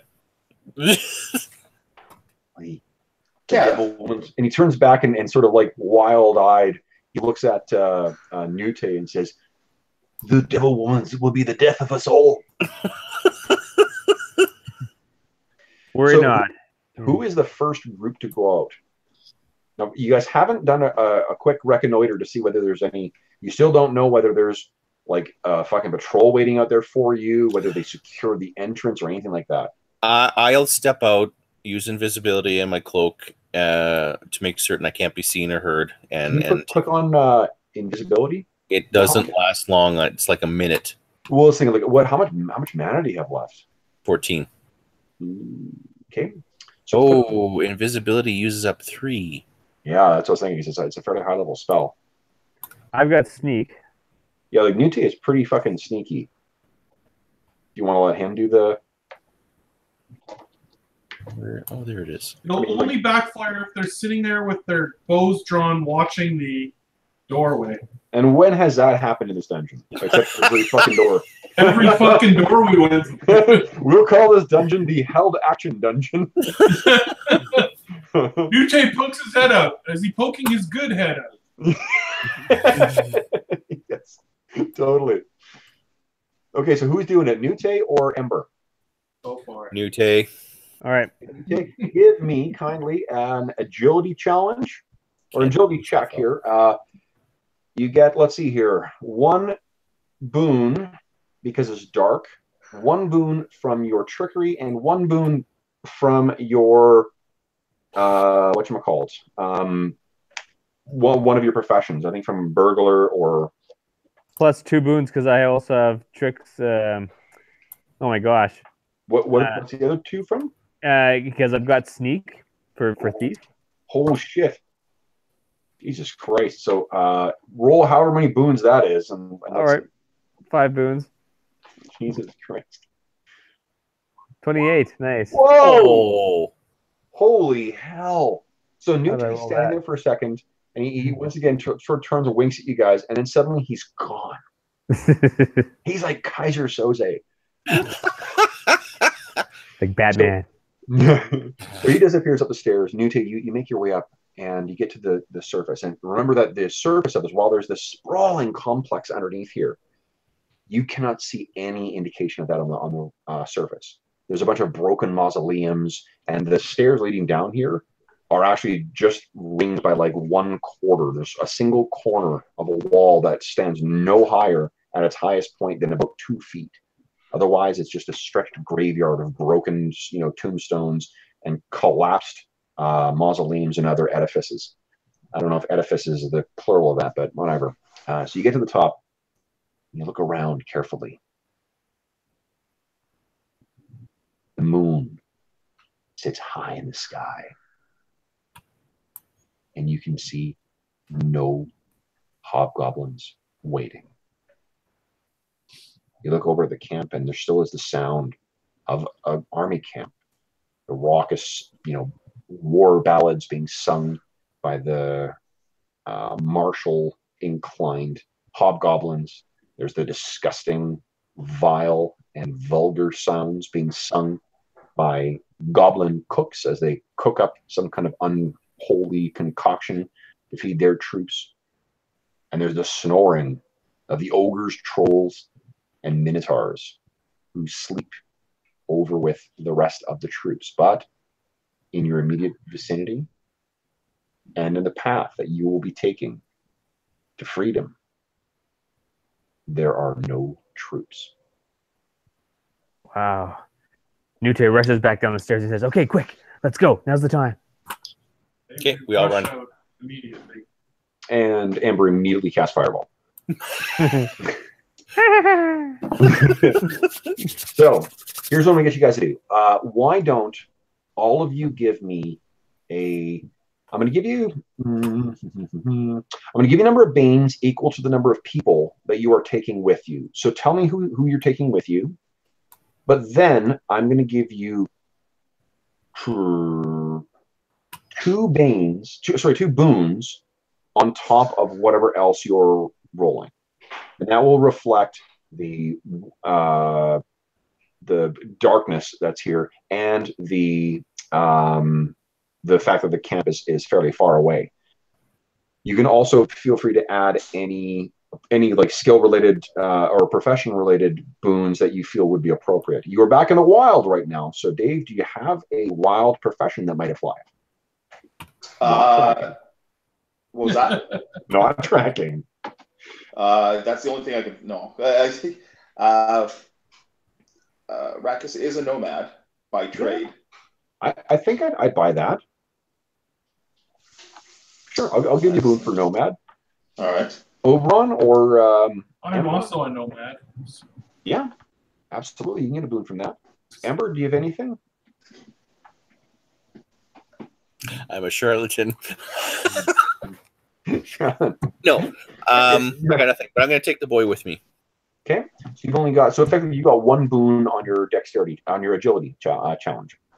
One. I Sorry, got one one because you got 2 boons from the environmental circumstances, and then 1 bane because you're taking 1 person with you. Okay. Yeah. So go ahead and give me a roll. Let's see if Ember makes it. So I'm just basically then it's a minus or just one boon then. Agility an agility challenge with 1 boon. Let's see how Ember goes. So Ember and Tomislav go scampering across the. Oh no! I cast invisibility and leave the boy behind. Fuck it! Every tiefling for herself. Ember sets Tomislav on fire. Ember. So that's a natural 1. Ember, do you have any fortune points left? I do. I'm using a fortune point. Do you want to just buy an auto success, or do you want to re-roll? No, auto success. So I think what happens is you're about to go up there, and then you hit this. You come racing off, and you turn to your right, and then you go stumbling right through this. You're running along through the moon. The moonlight lit sort of like opening, running from one copse of trees to the next, and then you get to one, and Tomislav, you race in. Tomislav looks over and he sees these hobgoblin bodies lying on the ground, gleaming in armor and stuff like that, and he's about to scream, and Ember sort of puts her hand over his mouth, and he does scream, muffled by her mouth, and she leans in and says, "It's okay, they're gone. They're gone." And we notice that this is actually the patrol that you guys took out and hid. So you've passed their bodies again, only Tomislav did not know that. So, one group free. Who's next? Rakus will go. Who is Rakus taking with him? He's taking Svetoslav and Zariska? Yeah. Okay. So that effectively cancels the ambient boons you're getting, so it'll just be an agility challenge with I think 1 boon for your profession for nomad. So you grab them, and Zariska leans in and says, "I hope you." That's Adric. This is me imitating Adric. She says, "I hope you move more quietly out there." I hope you do as well. Let's see. She sort of grips her little walking cane. Sveta, whoa! So, Rakus, you are a fucking shadow cast on a moonless, overcast night, observed by a blind person. You cannot be seen. Like we see only the bloodshot white of your eyes as you make your way to the through the available cover. No problem. And you move like the wind as well too. You're just chugging along. Who is next? We've got Oberon, and we have 3 people left, and Nute. Nute should go. He could take 3 people. Yeah. Yeah. Well, I'm carrying one of them. Are you? Okay. I don't remember. Whoever was feeble, I was carrying. I get a lot of boons and stuff like that, so. Adric, as soon as you start walking over to, you say you're going to carry 1 person, Adric says, I appreciate the help, Cowman, but you're not carrying me. And sort of gestures towards Myrtala. Myrtala is quite happy to have someone carry her. You may recall she was quite traumatized by this whole experience. So you gently pick her up. I think your protective sort of nature is bleeding over from your empathic abilities. So she sort of is, when you pick her up, she's trembling, but then as you bring her in closer to yourself, she stops trembling and almost not falls asleep, but like feels like almost like a babe in your arms. So who wants to roll next? Is it Nute with Adric and Jalissa, or is it Oberon, Kitty, and Myrtala? You don't take a penalty for Kitty, by the by. Oh, go ahead, Steve. Okay. All right, Steve. So you say you have 5 boons in total. So that'll be going down to 3 with this now. So because you Except got because then it goes back up because of the cover of. Oh no, you're right because you already calculated those in I before. already calculated. Yeah, that's right. Okay. Better get a good roll because you got a lot riding against you. Right. Yeah. Here we go. 3 boons. Pop, pop, pop, pop, pop, pop. 23. Ooh, at 20 again. Fucking hell. Good stuff. So once again, like you, and you're actually 1 point higher than what Rocket's rolled. So you look at it and you sort of snort, amateur, and then you go even more stealthily with Atlas and Jalissa. So the last person who is hunched down in the exit and waiting to make the run is this giant white minotaur with an enormous great axe in one hand, a grown woman in the other who seems like the size of a child in his massive arms, and then your crouched cougar kind of growls low, looks at you, big yellow eyes, kind of like almost white in the pale blue moonlight. And Oberon, you ready to make the run? Yep. Okay. No problem. Oberon immediately spends a fortune point. Oh, to do it automatically? He takes a big drag of his cigar and he exhales, and sort of a cloud is almost forms around them as they somehow silently fly out of there. Okay. So no problem. So you go and you make your way, through the across the clearing, the cover of your smoke seeming like mist drifting up around the log, and you guys find yourself all now collected together on the far side. There's a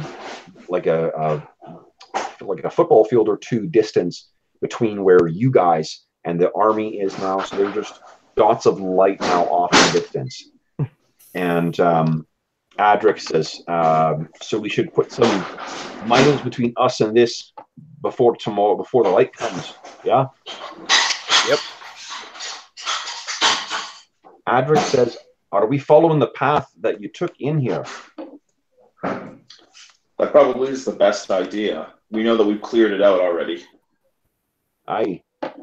Though these woods, these hills are full of terrifying, frightening things. There's a reason that no one lives up here, except for these blasted things. Are you concerned that they'll know the way that we came if they want to follow?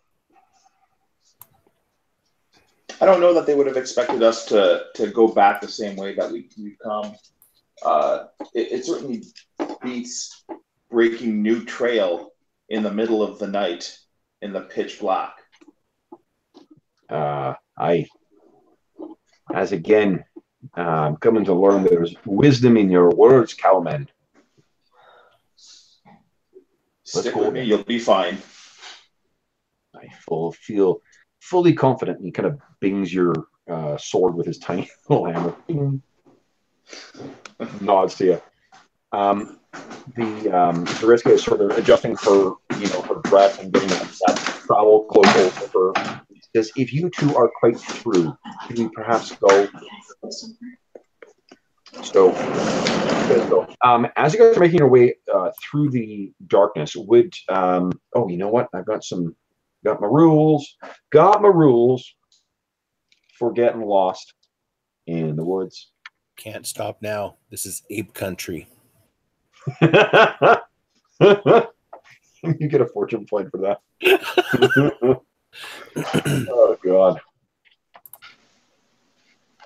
Yeah, I really should just establish the house. Like, I think a house rule at any table is if you quote an '80s movie for me, you're probably going to get a fortune point. All right.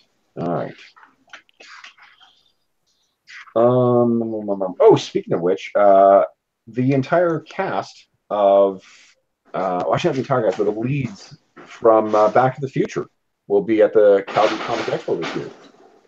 Cool. Oh, yeah. Oh, you know who's coming to Winnipeg? John Cleese. No kidding. Yeah.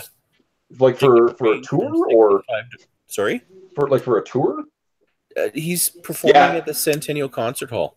Oh, that means he's probably coming out here. I need to take a look. I've got tickets to go see Martin Short and Steve Martin when they're out here. And I'm doing it as a client event. That would be awesome. Yeah, it's great. Okay, so sorry guys, just trying to find the rules. Here we go. Got them. All right. So, would someone give me a D20 roll, please? And actually, I'll roll it because I've got a certain number of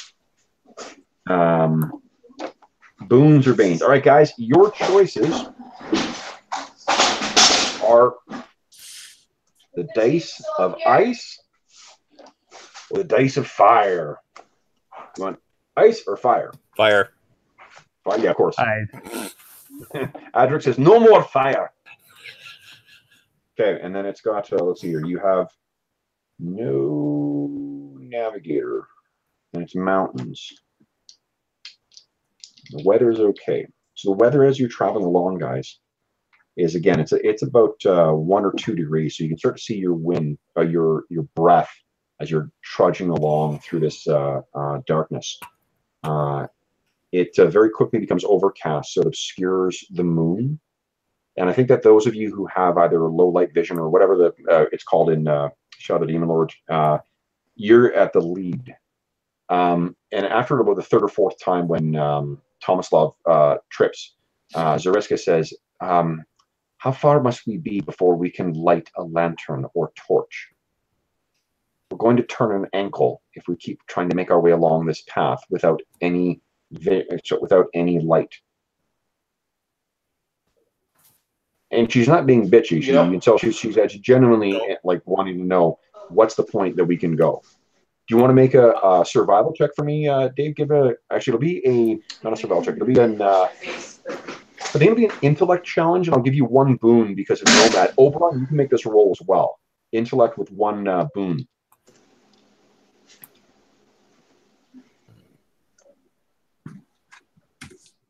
Oh, jeez. Whoa. Check out the fucking Boy Scouts, guys. You were born out here. So you're able to precisely, not only are you able to judge from distance, you're thinking like topography as well. You're like, we got to get around this valley here, and then the ridge from this thing will actually obscure the vantage from the camp, so they're not going to see, what looks like will-o-wisps moving off in the distance. So you are able to sort of judge, and yeah, you're able to no one has a lantern in their kit, right? No, but Rakus will cast persistent light using the greatsword. Oh yes. So when that happens, when you do activate that, Dave, Rakus, you sort of bring this thing up, and you can hear a word spoken by a not a husky, but like by a rich, somber kind of woman's voice. Something that's got a lot of, I'm trying to think of an actress who has that kind of great speaking voice quality to her. Okay, so what's her name? Susan Eisenberg, the actress who does Wonder Woman's voice on the Justice League cartoon. Okay. That's the voice you hear. You don't understand what the word is, but when you activate the thing, and it's only you, Oberon, who hears that. And then there's this brilliant light that's cast out, and you would think that a giant glowing sword would cast a very harsh kind of glare to it, but it really doesn't. It's got this soft quality to it that midsummer sunlight. So you mean any of us who have spent any time outdoors or camping, you obviously can picture the creepy shadows that are cast as you're walking along, you know, and it's caught on leaves and things like that. For some reason, it doesn't seem unnerving to you, though. There's a comforting aspect to this light. So everyone is able to make their way along. You're even able to get a little more time under a little more time under your belt before you finally have to catch a sleep. So what are you guys going to do in terms of sleeping? Like, are you just going to try and hike through all day, or are you going to find a place where you can try and like take an actual nap? I think we need to take a nap. Okay. So what I'll get you to do is, the nomads in the group, would you kindly make a perception roll, and you can add your a boon to it because of your professions. Let's see if you can find a safe hidey hole. Actually, why don't one of you make the roll, because one of you is going to be doing the task, and then the other one will grant the other one a boon. So whoever wants to make the roll, make it with 2 boons. Go ahead. You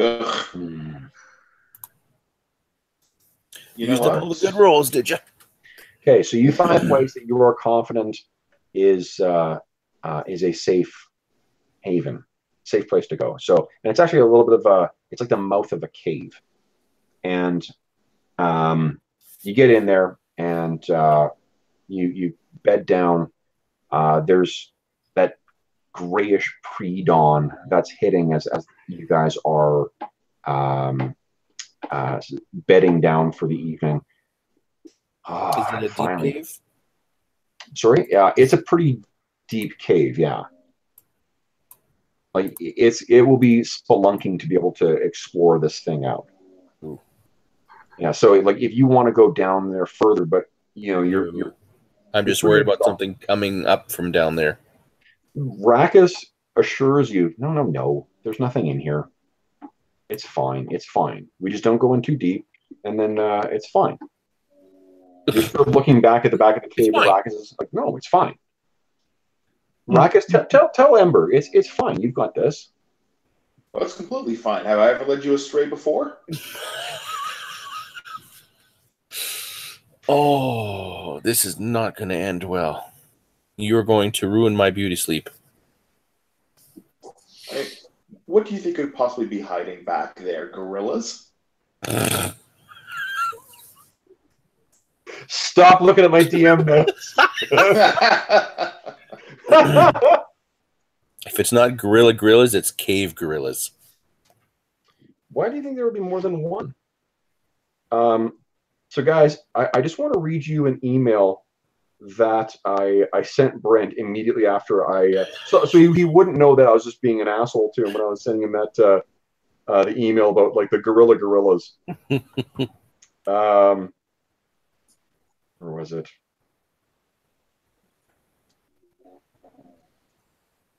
Oh, that's the wrong email chain. There we go. Head count. So yeah, Brent had sent an email saying 2 demonic gorillas, spelled Guerr. So gorillas, like the partisan soldiers. One throwing barrels and one playing a stand-up bass. If it were D&D, the second gorilla would be a bard and grant an attack bonus to the barrel-throwing gorilla. Which I responded, gorilla with O equals big primate, gorilla with a U equals irregular soldier, though you have given me an idea. Your guys will have Brent to blame for the gorillas in tonight's session. Then I immediately sent him an email saying, FYI, I'm not kidding. There's an ambush encounter in tonight's session that was going to do with something, but I'm going to swap it out with a carnivorous 4-armed gorilla. So those of you who have Brent's email, he's at the recent Brent, for those listening at home, is not at the session at the session tonight. It's because he decided to go see a fucking band instead. So why don't you send our friend who is jumping and jiving at this fucking music show, please send him a text letting him know just how you feel about his gorilla. So let me quickly find the stats for this fucking thing.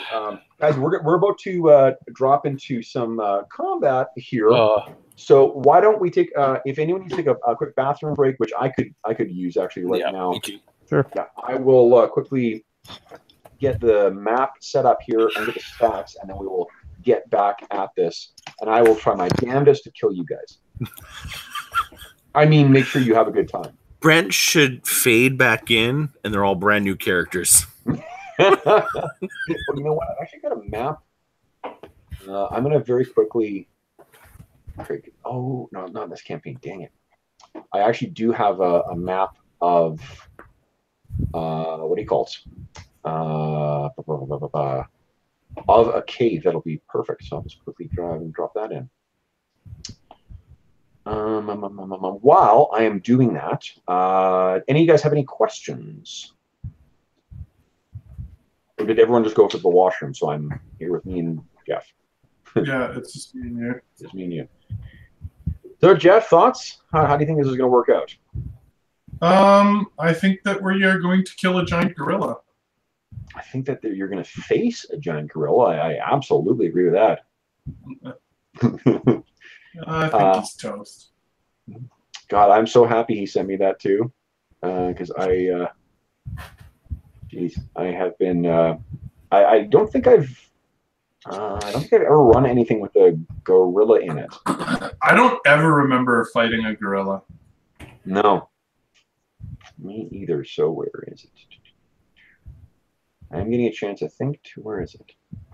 Because I know in our Shadow of the Demon Lord campaign, the other one, I used a map that had a cave complex in it, and that would be perfect for this. I just need to find the damn thing. I'm making my way through a crap ton of excuse me.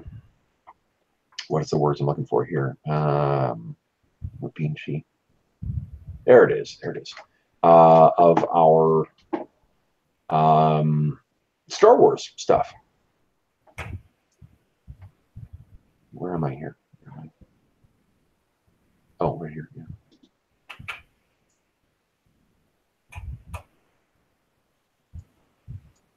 Okay. So what loot are we hoping to get out of a gorilla cave?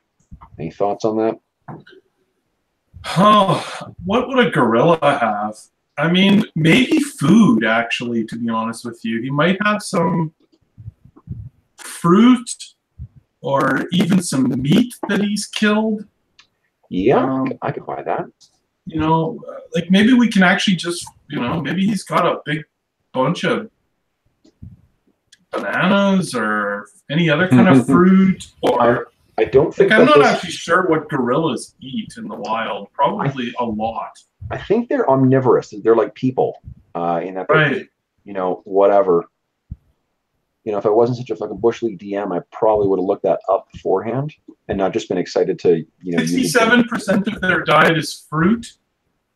17% is leaves, seeds, and stems, and 3% is insects. Interesting. They are essentially omnivorous. Well, kind of, but they don't really eat meat. Oh, interesting. Well, I mean, bugs are meat. I guess so. Who doesn't eat meat? The cows? Gorillas. Okay, I'm gonna put you guys in the cave here. Boom. I guess they probably do, but it doesn't sound like they hunt. Right back.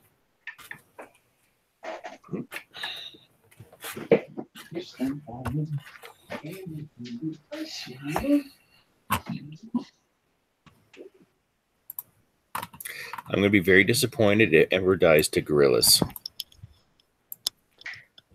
Ooh, that's cool. Yo.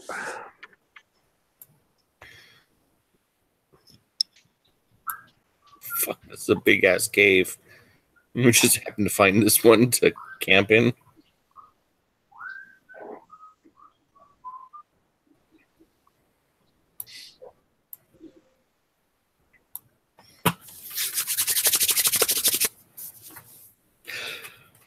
Now can I play with fire?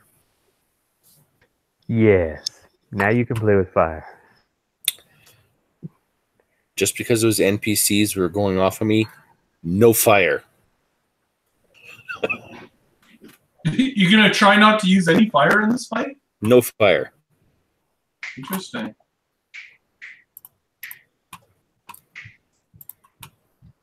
What I have for options? Fire.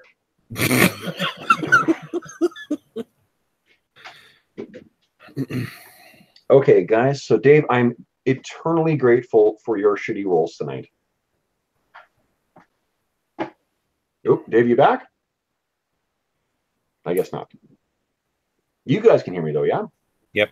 Yeah. Awesome. Yep. Awesome. I'm going to quickly grab the stats. We'll wait for... Oh, you guys can feel free to reposition yourself and everyone else in that first, like, this cavern right here, guys, and the entrance. Anywhere in those two things. I think that Rackus was quite clear of, like, don't go too deep in here. We don't want to go too far. Just, you know. Well, like that one, yeah, let's say we're in that left one there, then. That's sort of opening. I'm putting the meat shields in the way. Okay. Meat Yeah. shield. Go ahead and arrange us there.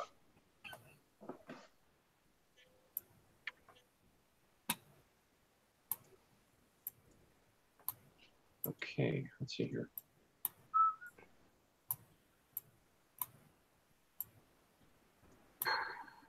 Ooh, mama.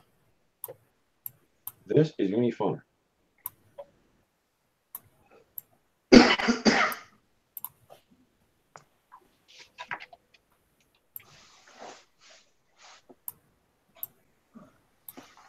Dave, are you back?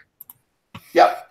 Oh, you missed. I wanted to thank you for your shitty rolls tonight because you've given me the excuse to use the giant ape. Yeah, I was kind of wondering how you're going to work that in without that shit-ass roll. Exactly. So I appreciate you taking one for the team and affording me this opportunity. So thank you. Always my pleasure. Mm-hmm. Thanks, Dave. In no way was I trying to suggest that Dave is to blame for what is about the ruin that is about to befall your heroes. No, the encounter we blame on Brent. Dave for finding the encounter. Yes, that's all him. Actually, you know what? I do need to text Brent, let him know. I was not kidding. Did anyone else message him? No. Oh God. I'm doing that right now.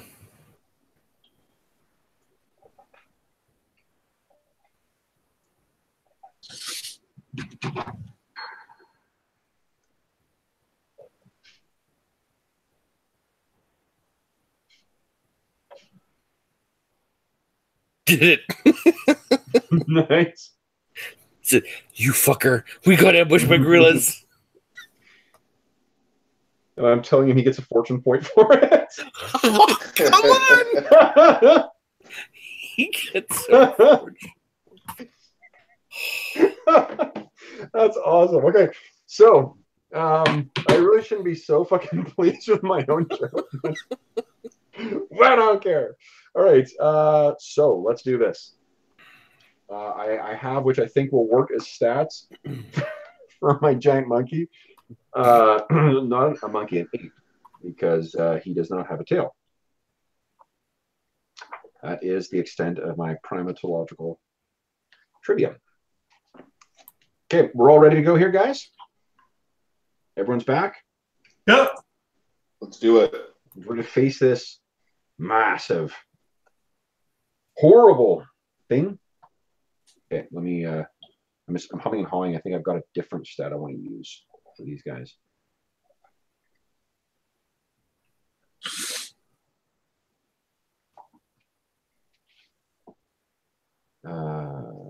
There.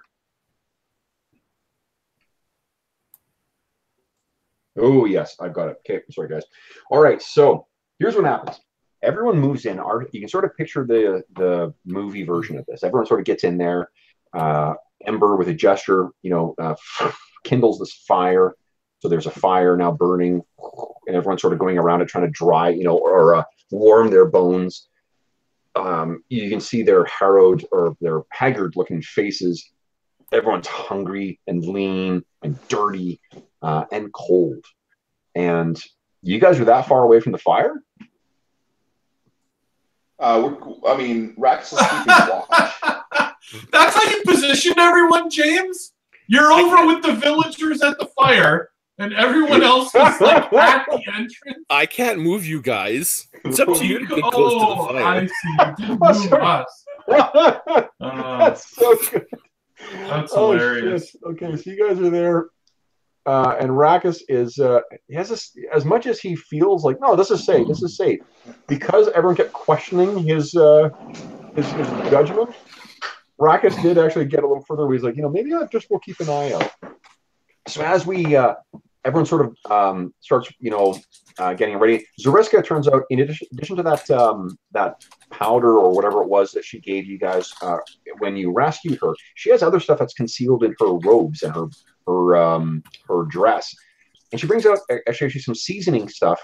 And you guys combine that with those horrible, iron rations that the hobgoblins had, and you're making kind of a little stew. Somehow, Zariska is able to produce a pot out of nowhere. You grab something from somewhere. Myrtala even seems to be getting a little more interested in this because, again, Myrtala was a cook.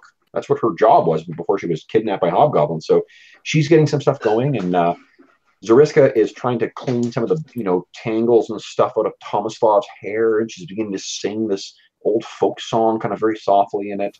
So it's actually a fairly heartening, scene for you guys, and the smell of the stew is beginning to fill the cave. Your mouths are beginning to water the prospect of eating this, and you're beginning to think yourself very, very far. You realize only now that you've had a chill in your bones from the moment that you stepped foot into the crypts under Rivenroar, and it's only now that you're finally actually shaking them.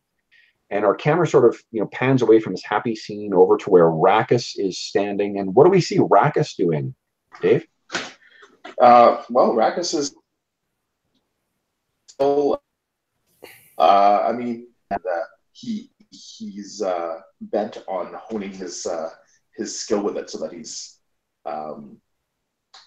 as proficient with it as he is with his axe. Sure. So he's essentially going through what looks like a greatsword kata. Love it. Yeah. So yeah, you're and the far off firelight, or the light from the campfire, is catching the sheen on this blade, and it's sort of it looks almost as if you're swirling around with a sword made of moonlight. Our camera passes past you and then deep into the darkness and deeper. And as the camera goes in deeper and deeper, we can hear the sound of the happy travelers getting a little further away and more distant and darker until we can barely hear them. And then we hear this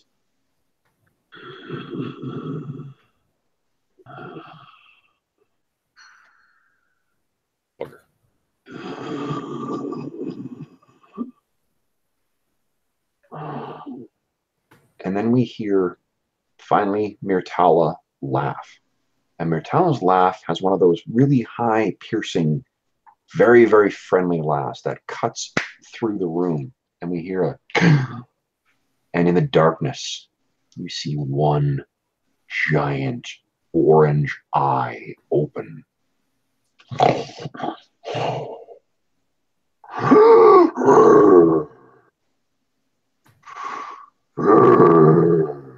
And you guys hear this rumbling growl cuts through the cavern complex. And when the camera suddenly whips back through that darkness and fixes back on the collected group around the campfire, and everyone has fallen silent. And Adric is the first to speak. What was that? And everyone sort of turns. And that's when you hear boom, and some dust falls down from the ceiling. And ba-boom! As it stands to its feet, more dust to the ceiling. This mighty bellow comes from somewhere deep in the cavern, filling your ears to the point where you have to cover them. And you see this giant form, boom, boom, boom, boom, boom, boom, moving through the cavern complex, seemingly coming directly at you, Rackus. And you cannot understand what it's saying, but you understand its intent. And what it intends is for us all to roll initiative. So let's pick whether we're going on fast or slow turns, guys. And I'm going to put this thing in here. Oh, where are you going, buddy? Where are you going? There you go. There you go. Boom. Let me get him to the proper size here. Boom. Yep. There we go. Oh, yes. That's the good stuff. Hmm. And Is it that big? oh, yeah. Boom, boom, boom, boom, boom, boom, boom, boom. This enormous primate, something that probably is as old as these mountains themselves, comes pounding out of the darkness, yeah, ready to rend you for disturbing its slumber. So, everyone mark themselves whether they're taking fast or slow turns.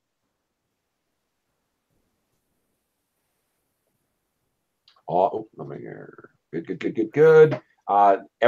We can assume that for 3 turns, all the civilians are paralyzed with fear. They're going to fuck all. So everyone looks like it's marked for a slow turn. Sounds good. The giant ape. Now, in the years to come, Rackus, in this frozen moment of time, when you see this thing bearing down on you, wielding this titanic and legendary blade for the very first time, what is it that you call this unbelievably powerful creature when you tell the story of its defeat?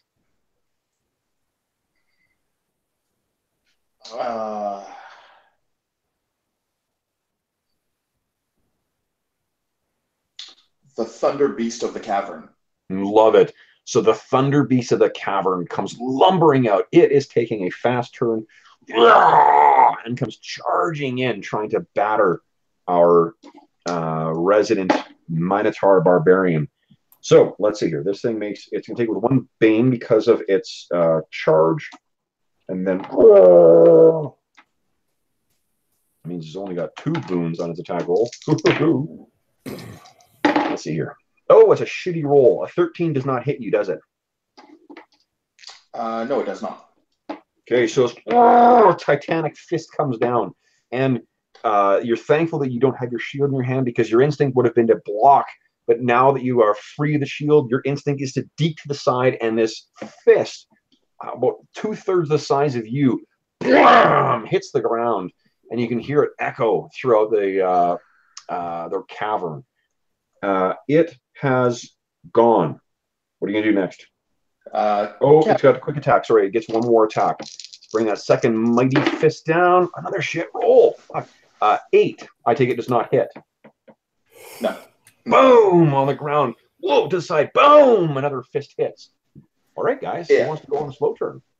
Has the thunder beast in fact moved into Rax's reach? Their reach is not really a thing in this game, and we're using the abstracted movement. So so you're effectively able to get in and hit this thing if you like. Well, Raxus has sweeping horns. Oh, mama! What does sweeping horns do again? Well, click on it, Dave. Yep. Did it come up? Did not yet. Oh, here we go. Okay, so when a creature moves into your reach, so you meet this thing's charge with a charge of your own, and that definitely hits his defenses. So and that's a great fucking roll.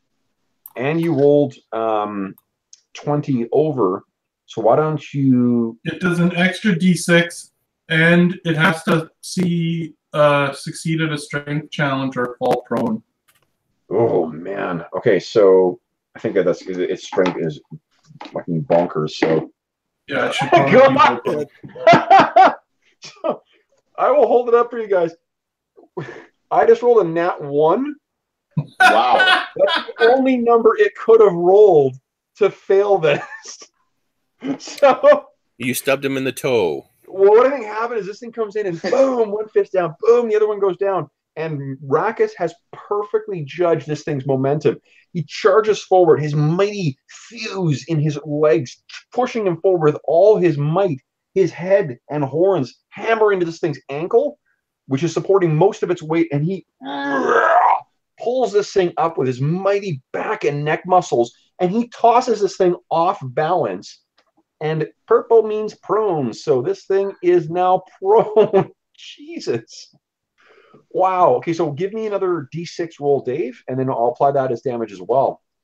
Man, oh man. Sure. Can I just roll a fate dice for that? Yeah, just roll fate dice, please. 5. Wow, nice one. Great. Okay, so that's 20 damage already. So yeah, you toss this thing aside. That was just your triggered action. So you still have your actual action on what do you call it, on your turn, and you get a boon attacking any prone targets. Nice. So why don't we go you first, Rakus? You're seem to be kicking some ass here. What do you want to do? Rakus is going to try to reap the rewards of all his training with the greatsword, and come bring it to bear on the fallen beast. Nice. Give me 28, and you roll over 20 again. So, holy crap! Agility challenge, or is blinded until the end of the next turn. Jesus. And it may be prone again. So it's an agility and strength challenge. So let's see here. So agility, can't get more prone. It's prone is a condition, so he's already prone. His agility is nothing special though. Shit. Kev, have you taken a penalty to your agility when you're prone? I'll buy that. Sure. So he gets a bane on it. Oh, so I succeeded on his challenge. So this thing hits, and then you cut deep into his flesh. Now you also get the benefit of your warrior ability, which is that you get to make a what is it? You get to do an extra D6. Is that right? How much? I don't remember actually. Say again, Kev? Don't you have another ability that triggers when you roll over 20 as a warrior? Yes, I believe so. Just give me 1 second. Sorry, I forgot to include both, because both of those would trigger. Forceful strike, yeah. When you roll, you do another D6 damage, and then also because of your combat expertise, Dave, you either deal 1d6 extra damage with that attack, or make another attack against a different target. So because you've got no other targets, why don't you give me 2 extra dice of damage as well? Alrighty.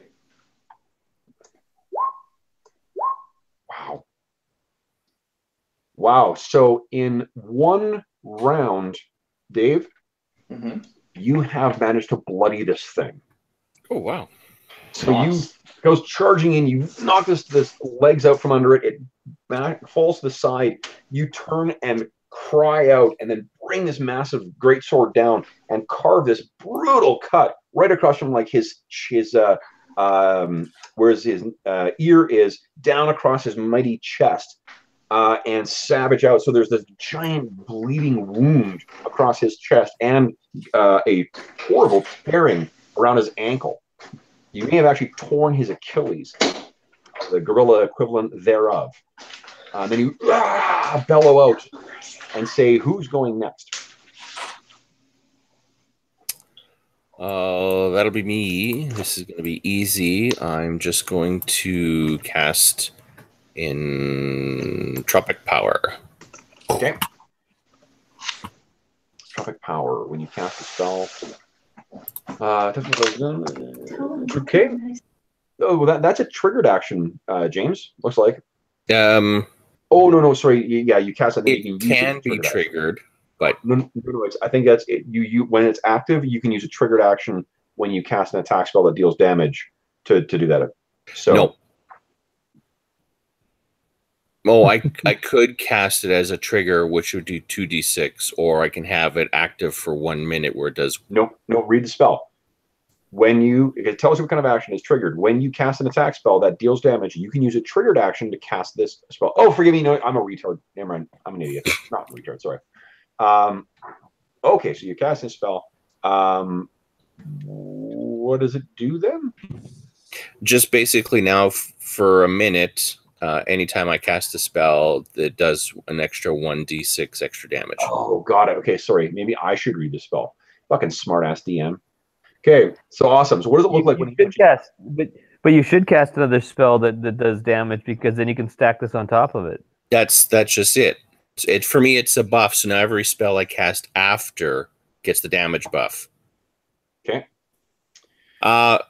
It's a strange a green glow with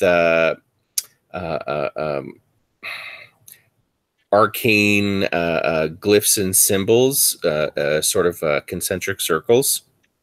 That's why I kind of visualize her destruction stuff as like more arcane looking, glowing glyphs and whatnot. I'm just sending Brent a couple pictures of the screen here. Oh, I did that too. Oh, did you? Yeah. Said screenshot. Oh, nice. Okay, so then we have either Nute or Nute or Oberon. Who wants to go? All right, Nute is rocking and rolling. He's gonna come launching in, and then he's gonna use his sword attack. Okay. With his boon. Does he get an extra boon? Because here's the thing: that's one zone away, and it's difficult terrain in this cavern. Remember, it's a natural cavern floor, so it's 2 movements, or take you 2 actions, like an action and I can't remember what there's a move you always get, and then there's also you can take an action to move, which I can't remember what it's called. Or I can do a charge. You could do a charge, yeah, absolutely, yeah. So it'd just be 1 bane on your attack then. Okay. But here's the thing: you're gonna get 1 boon from it being prone anyway. So that cancels out then. All right. Yep. So just straight up my sword attack with the funky stuff. Here we go. Let's see how you do. Boom. Ooh, 15 is unfortunately not good enough. Rackus has made it look easy, so you go dancing in and cut, and this thing is thrashing around on the ground, and you're just not able to you cut some gristly skin basically, but that's unfortunately it. Okay, then it is Oberon. Oberon gets up and he uses his battle axe. He taps the dust off his boots, and then he casts the celerity spell. Ooh, interesting. And he uses it to move over by his brother. Yep. And he raises his battle axe above his head.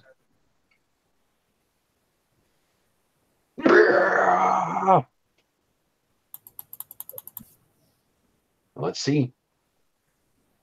Well, he cast a spell. And I moved.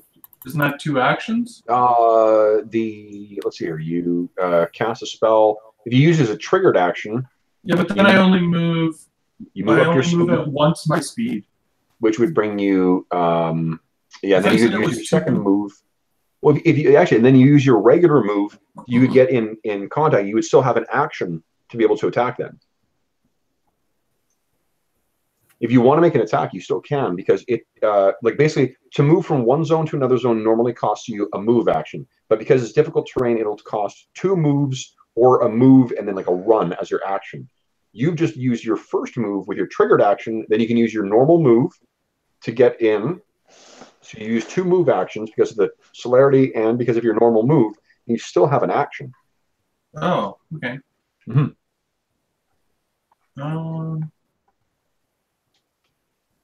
Sure. Well, tonight.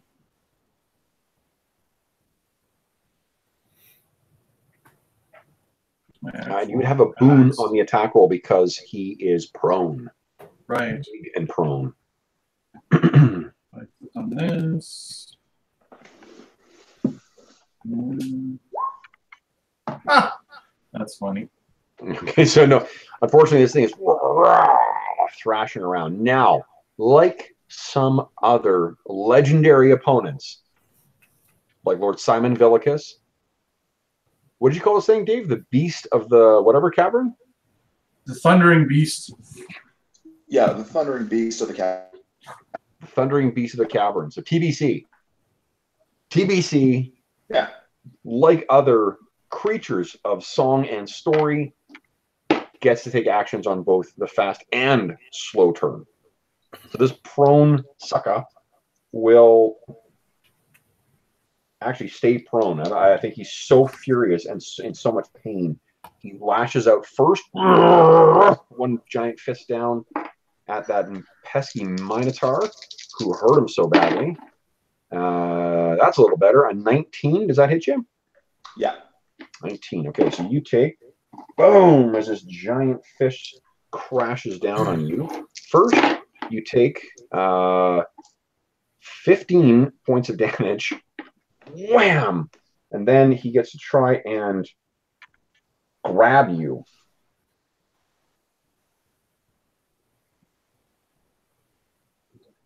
No, what he'll do is you need to beat his strength, Dave, or on a strength challenge, or you will fall prone. So give me a strength challenge, please. Boons or banes? None? No banes, no boons.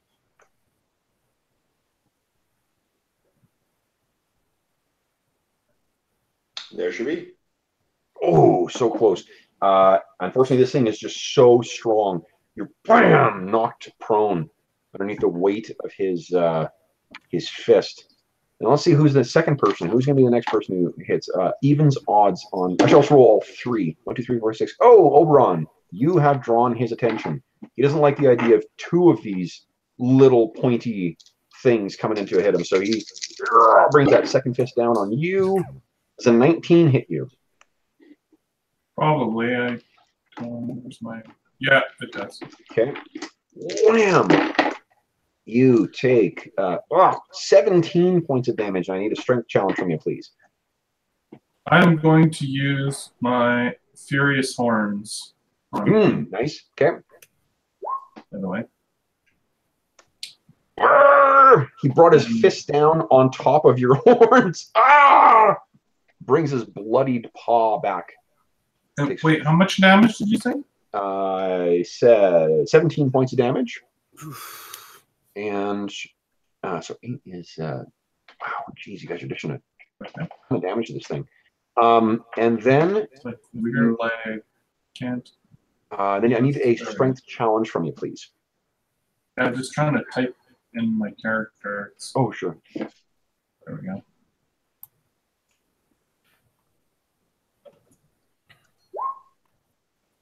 Yes, but this it hits you, and you can sort of like there's a some little rows underneath where your feet dug in, and like the detritus that's accumulated on the floor of this cave is sort of like these little furrows as you're driven back a little bit, but then you rear up and you're still ready to go at this thing. Okay, end of the round, guys. Now top of the round, we've got the Thunder Beast of the Cave. TBC is still. Close enough. Sorry, what is it called? I'm gonna, here. I'm gonna give it its name. One second. I'll put a name tag on it. What is the name again, Steve or Dave? Thundering Beast of the Cavern. Thundering Beast of the Cavern. Awesome. Okay. Show name plate. Damn it! Every time I click on my character, he starts moving and stuff. That's changing. Can you guys all see it now? Yep. Awesome. Yeah. Okay. So, fast turn, slow turn. Alrighty, guys. Oh, Dave, you did take damage. That's when you decide whether you go berserk. Just as a reminder. Did you want to go berserk, or you're holding in your shit right now? Yeah, no, he's holding it in tight. Okay, sounds good. All right, fast turns, guys. You guys, heroes, go first. Who wants to take a fast turn? I'll go first. Okay. Ember looks at the combined group. Is like, it would now be a good time to use some fire. Yeah. Adric, sort of his eyes big and white. She she turns, holds out holds out the staff. She's going to use one of its abilities. Oh, really? Yes. So this is the first time she's using the shadow staff. Why don't you describe for us what it looks like? It's a little hard to see. It is made of a dark wood, but in some ways it almost looks translucent, almost like a shadow. It's hard to look at it very closely and see any distinct shape. When you use the power as well, something I didn't mention before, your eyes go perfectly black. One little action economy thing I want to point out, because you're using that as a triggered action, that means you cannot use you can't use a triggered action from entropic power then. But I can't use the trigger portion. Is a +1. Yeah. Yeah. So, okay, so you activate it, and what do? Then she clenches her fist and uses. Where'd it go? Damn it. She gets one bane. Or no, one boon. One bane also because it's prone if it's a range attack. Oh, so it'd be 0. Yeah. Okay. Ooh, this thing's not super agile. That is a good choice. It is it. So. And because of the, destruction, I get to do another little 1d6. Nice. Okay, so that's 15 points of damage as this thing bursts into flame. It bellows out, and again, it carries out. And you can see sort of like there's a shot now outside the cave, and you hear it carries out over the mountains and hills. And it's 15 points of damage at 7. Wow, Jesus, guys, you've done just a shit ton of damage to this thing. Who's next, Nute or Oberon? Nute. Okay. Here we go. Rock and roll, baby. All right, and he's got his trickery already in there. Oh, and then one because the guy's prone. That's right. Where's one? There it is. Rock and roll. Oh, come on. Oh, jeez. So no, unfortunately, you dive in, and this thing's still thrashing around so much. Maybe this is why it's not targeting you with any attacks, because you're just being so hard and so cagey, so hard to hit. Nothing. So Oberon, what are you doing before the thundering beast of the cavern gets to act? Casting Vitality Burst. Nice. Okay. On myself, on the 3 of us that are. Okay. So each of you heals your healing rate. Is that an action to cast that? I guess so, eh? I would assume it is. Yeah, unless it says otherwise, it would be. Okay. So what does that look like? That's the one where he, the blood that's on his fur sort of soaks into him, and when he exhales his cigar, the smoke is red, and it heals them. Awesome. Yeah, so everyone heal. Come on. I can't touch my thing without it grabbing it. Weird delay. So everyone's healed a bit. Then it is slow turn for the thundering beast of the cavern. Let's see what he does. He will. I'm going to just roll randomly who he's going to attack. 1, 2, 3, and then 4, 5, 6. So it's going to be Oberon and Nute. Interesting. Okay, so Oberon against you. Massive mighty fist comes down. A 16. I don't think hits you, does it? That does on 15. I don't have much defense. Okay, so this Titanic Fist hits, and you take 15 points of damage. And I need you to make a strength challenge again, please. It's not a challenge, it's a strength resistance against him. And then against Nute. Yeah, once again, Oberon, you are like a fucking rock in a, what do you call it? In a storm. Misses you wildly, Nute. I rolled a 9. Bam! You were just a shadow flittering around there. Okay. So, that's it for the Thundering Beast. Slow turns. Oberon. Oh, no, Oberon. Rakis, what are you doing? I think Rax will start by trying to pick himself off the ground. No problem.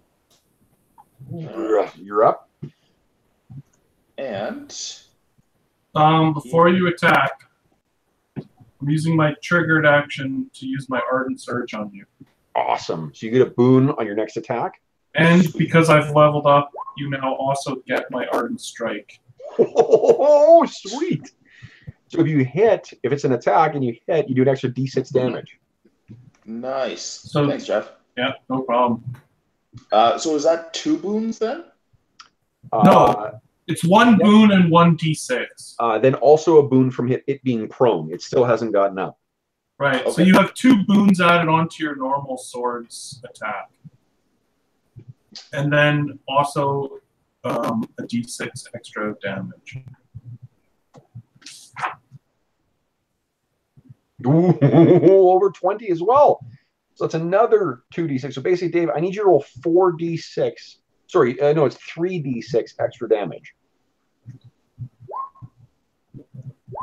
Wowzers. That's 12.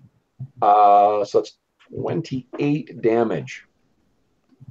Holy fuck. Dave? Kill him. When the members of the Bloodhoof tribe ages from now sit around the campfire and the storyteller gets up and sings the saga of Rakis and the thundering beast of the cavern, what is the final line of that epic poem that describes how Rakis cuts down that mighty beast? And Rakis drove his sword through the thundering beast of the cavern's heart and ended his life that day. Countless summers this thing had seen. Countless winters it had lived on the beings it had squirreled away with it. Countless challengers the thundering beast of the cavern had seen, but all would pale to the day that he met Rakis Bloodhoof. And with that, you kill the thundering beast of the cavern. So, what do you guys do? This mighty those beast. who were there will remember the smoky spirit of his brother assisting him with that sword blow. Absolutely, yeah. What is it? Do you want to add a cool kind of flair to that? We haven't described what the Ardent Strike looks like. Is there some kind of manifestation?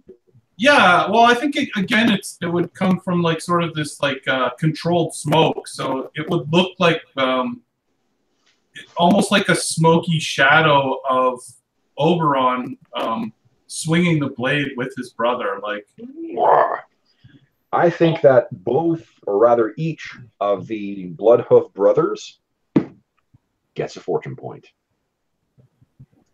Sweet. So, with that thing having been felled so quickly and so brutally, I think Adric, for a very brief moment, is about to make a smart-ass comment about the cavern being filled or being empty. And he sees Rakis, his breath and his panting. And actually Oberon as well, too, because Oberon was so fucking tough to stand up to this thing. Where Rakis fell, Oberon stood. And that is going to be one of the lines of that epic poem. the black one, the black beast fell while the white beast stood. But for some reason, that part's always sung a little quieter than the rest of it. That's awesome. Oh, shit. All right. So with that, Marcus turns around and says, and now the cave is empty. So you guys do get a chance now to get a full night's sleep. So what this means is each of you heals an amount equal to your healing rate. So go ahead and do that.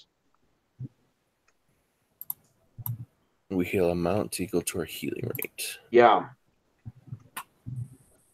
Those of you who use mana, recover all of your mana. Nice. That's been a long time coming. Yeah, it's a long fucking day. Yeah. Who else is still injured? Me, Kitty, and... Did you heal Kitty? Well, I would have healed... no, I mean for the night's sleep. Oh, no, I didn't heal Kitty yet. No, I don't think so. So, yeah, so she's fine. Now, for the thundering beast of the cavern, is there any... I don't want to say souvenir, but trophy that you take from this titanic beast? Well, in fairly normal fashion by this point, Rackus will take the ape's head. It's as large as you. Yeah, the token is to scale. Oh. Like you could take a tooth. I think I'm picturing Rackus sort of walking around the cadaver of this thing, and he looks back at his brother and says, "What do you think? The head?" Oberon's like, "I think take one of the teeth." Yeah, that seems such a paltry trophy for all that work. Well, all right. Here's one for you too, and Rackus will go over to the corpse and tear out the fangs. The beast's two incisors, and toss one over to Oberon. Okay, by toss again, I'm looking at the scale of this thing. I think that each of those incisors is probably like 3.5 feet long. Because you can look at the size of that thing's head, like it's about as tall. Its head with its jaw open is bigger than what you guys are. Well, look, if he can catch a great sword, he should be able to catch a tooth. Here you go. Yes, that's true. You guys are both fucking giant minotaurs. What am I talking about? So you're not tossing it to Nute. Hey, Nute, catch. Ah! So you've got your trophies of the thundering beast of the cavern. And am I right in thinking that you guys it's not called scrimshandering, but or at least I don't think it's called scrimshandering, but what like carving with bone? Do you guys do that? Is that called scrimshandering, or is that only with fish bones? I think it's only fish bones. Yeah, that's what I thought. So I'm not sure what it's called when when you do it otherwise, but or with like any other things. But if you guys, since you guys are your tribe is big into tattoos and stuff like that, I thought maybe you guys might be into like runic carvings of the trophies as well too. This thing's a little fresh right now, but once it's properly preserved, you may want to consider carving something out of this or into it. So yeah, very much so. It would be. I would imagine for Oberon, it would be similar to the process that he went through for Rackbur's horn. Totally. Yeah.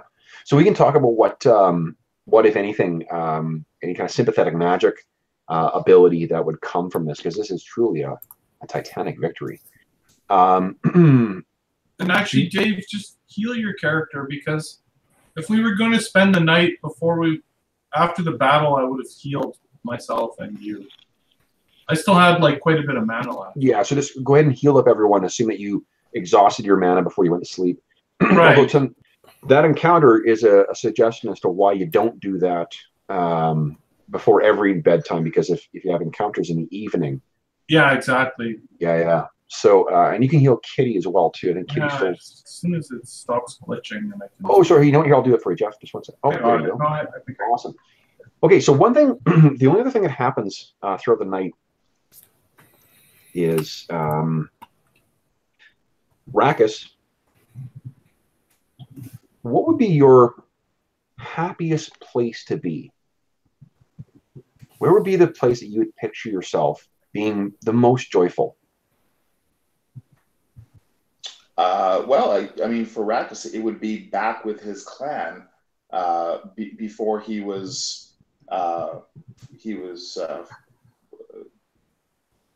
basically sent, whether it was forced or of his own volition, into exile. But it would be memories of his clan, of his family. So what would he be doing? What would we see him doing? I'm guessing this is daytime, right? Not nighttime? Right. Okay, so you are making your way through your village. You're walking around. The sun is beating down. You can see your brother there. Sees you across the sort of. You guys all live in yurts and stuff like that, I imagine. So it's for the sort of common area around which you set up all your yurts when you guys are camping. Stretching far to the horizon is the green grasses of the endless steppe. And you know that nothing but opportunity sits out there. And your people around the not town, but around the little the campsite, I guess. You know all of them. You look and you see every single one of the faces that you have left behind, and every single one of them is happy and glad to see you and full of joy. They're all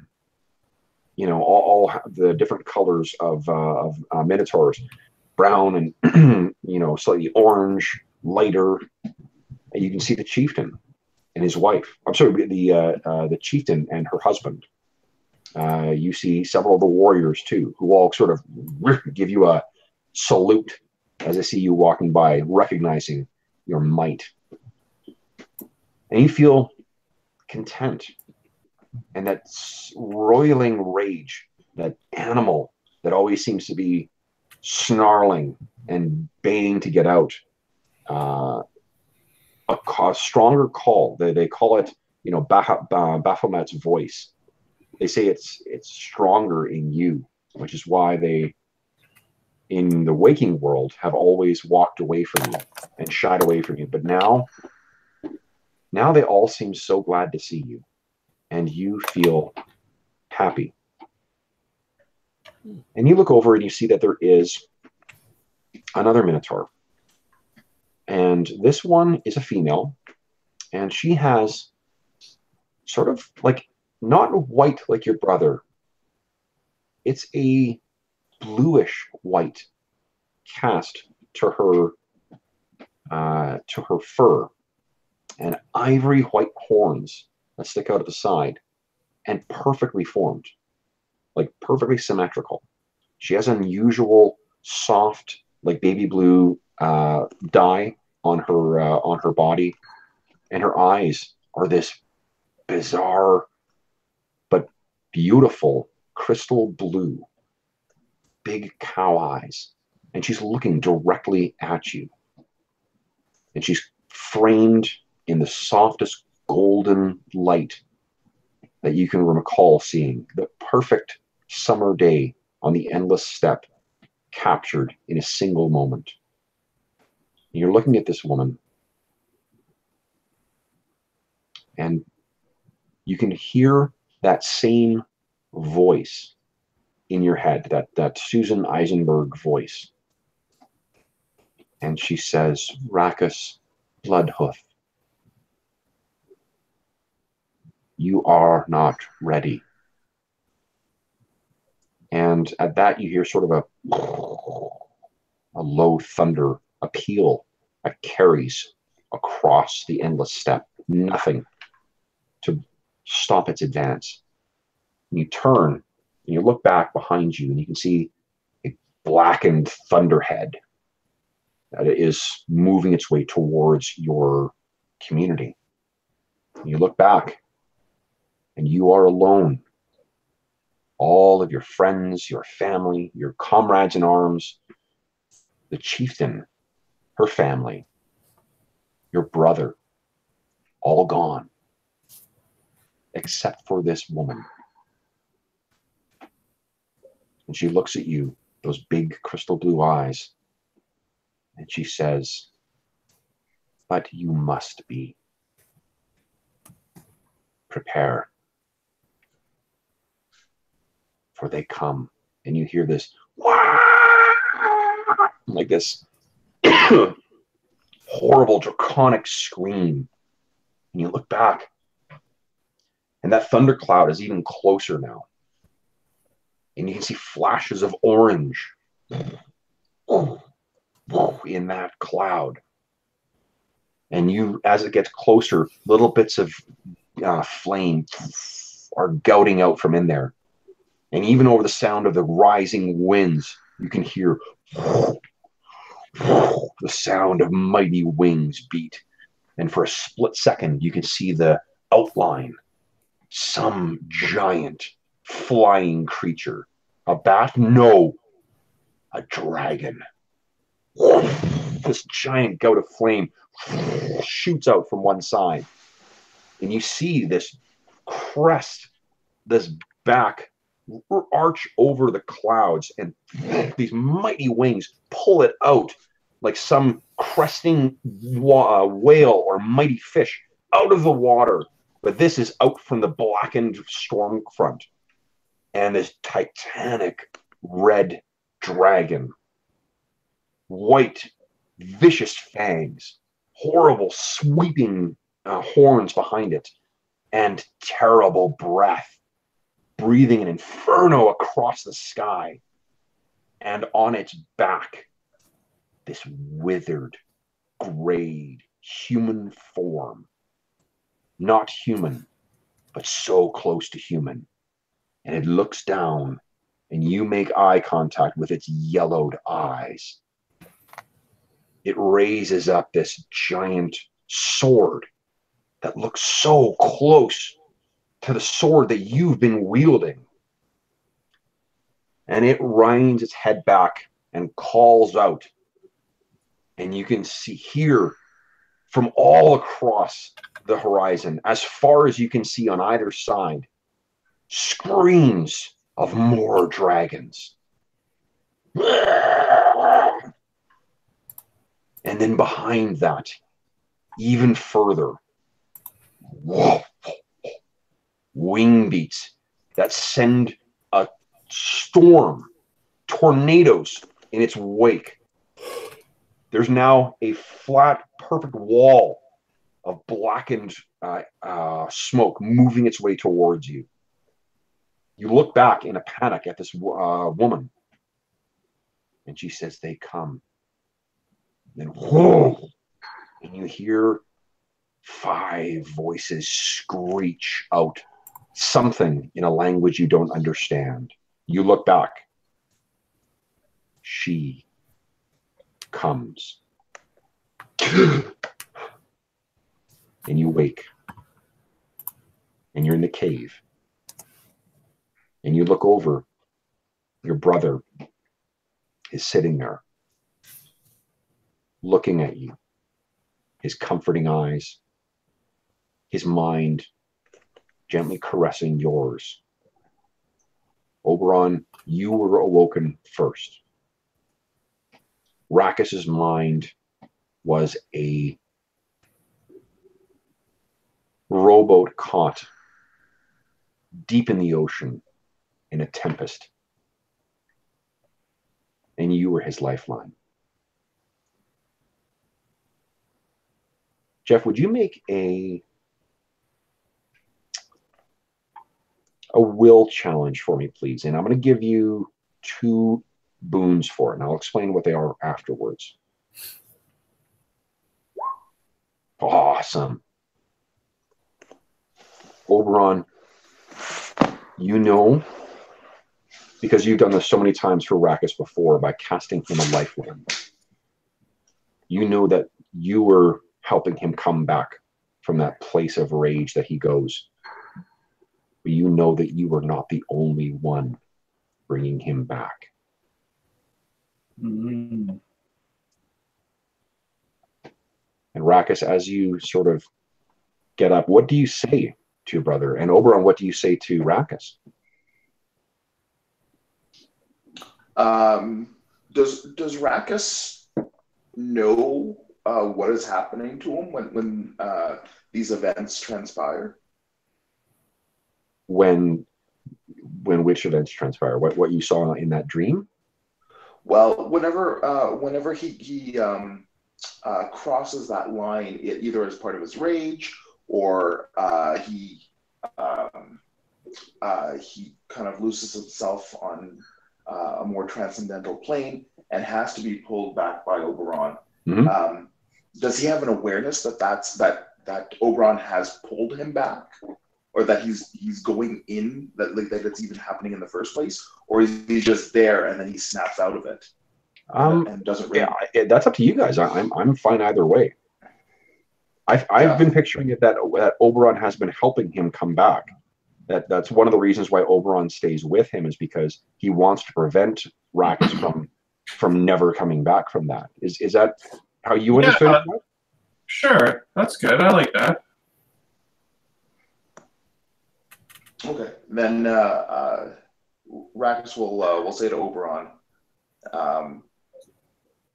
I fear it's happened again, and I'm only back here by your good graces, so thank you again, brother. You're welcome. And Oberon, you know that's actually not true.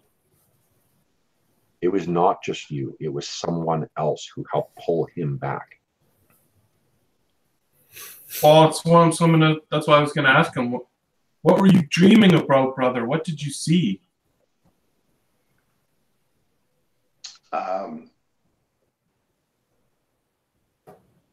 I don't know if you were able to see it out of my mind's eye while you were with me, but if you did, you would know.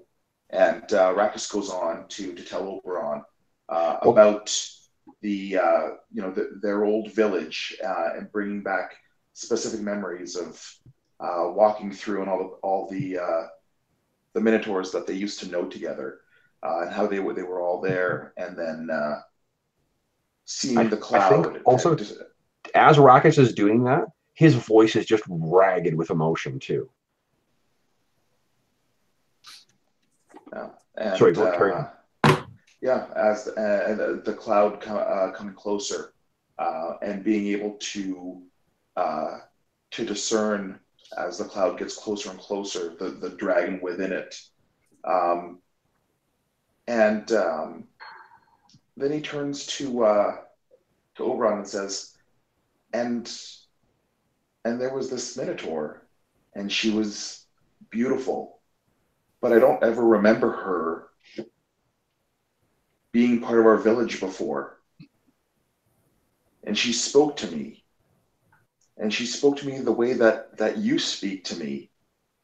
And told me that I wasn't ready, but that I would have to be, because they're coming. And then it was, the sky was clouded with the screams of dragons. And then I awoke. Yes, I felt someone else's mind in there as well. Do I have any recollection of this person he's describing? No. Rakus was all alone in that dream, but you helped him come back from that to the waking world instead of wherever it was he may have been lost. Well, you and someone else. So you turn back, and you can see the sword laying at your side, Rakus. And as I said, it is an identical copy to the thing that the being atop that titanic red dragon was wielding. Do I know? Do I recognize who that being was, or would I be able to I guess extrapolate from any legends that I have heard, or No, I don't think you've never been exposed to anything like this before.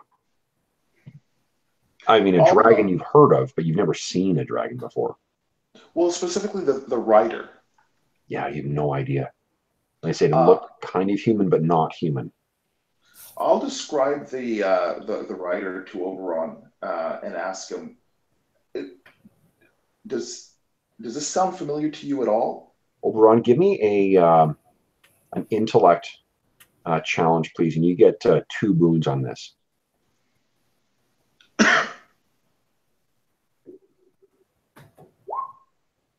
Well, that's pretty good for me. So you describe, as he describes this guy,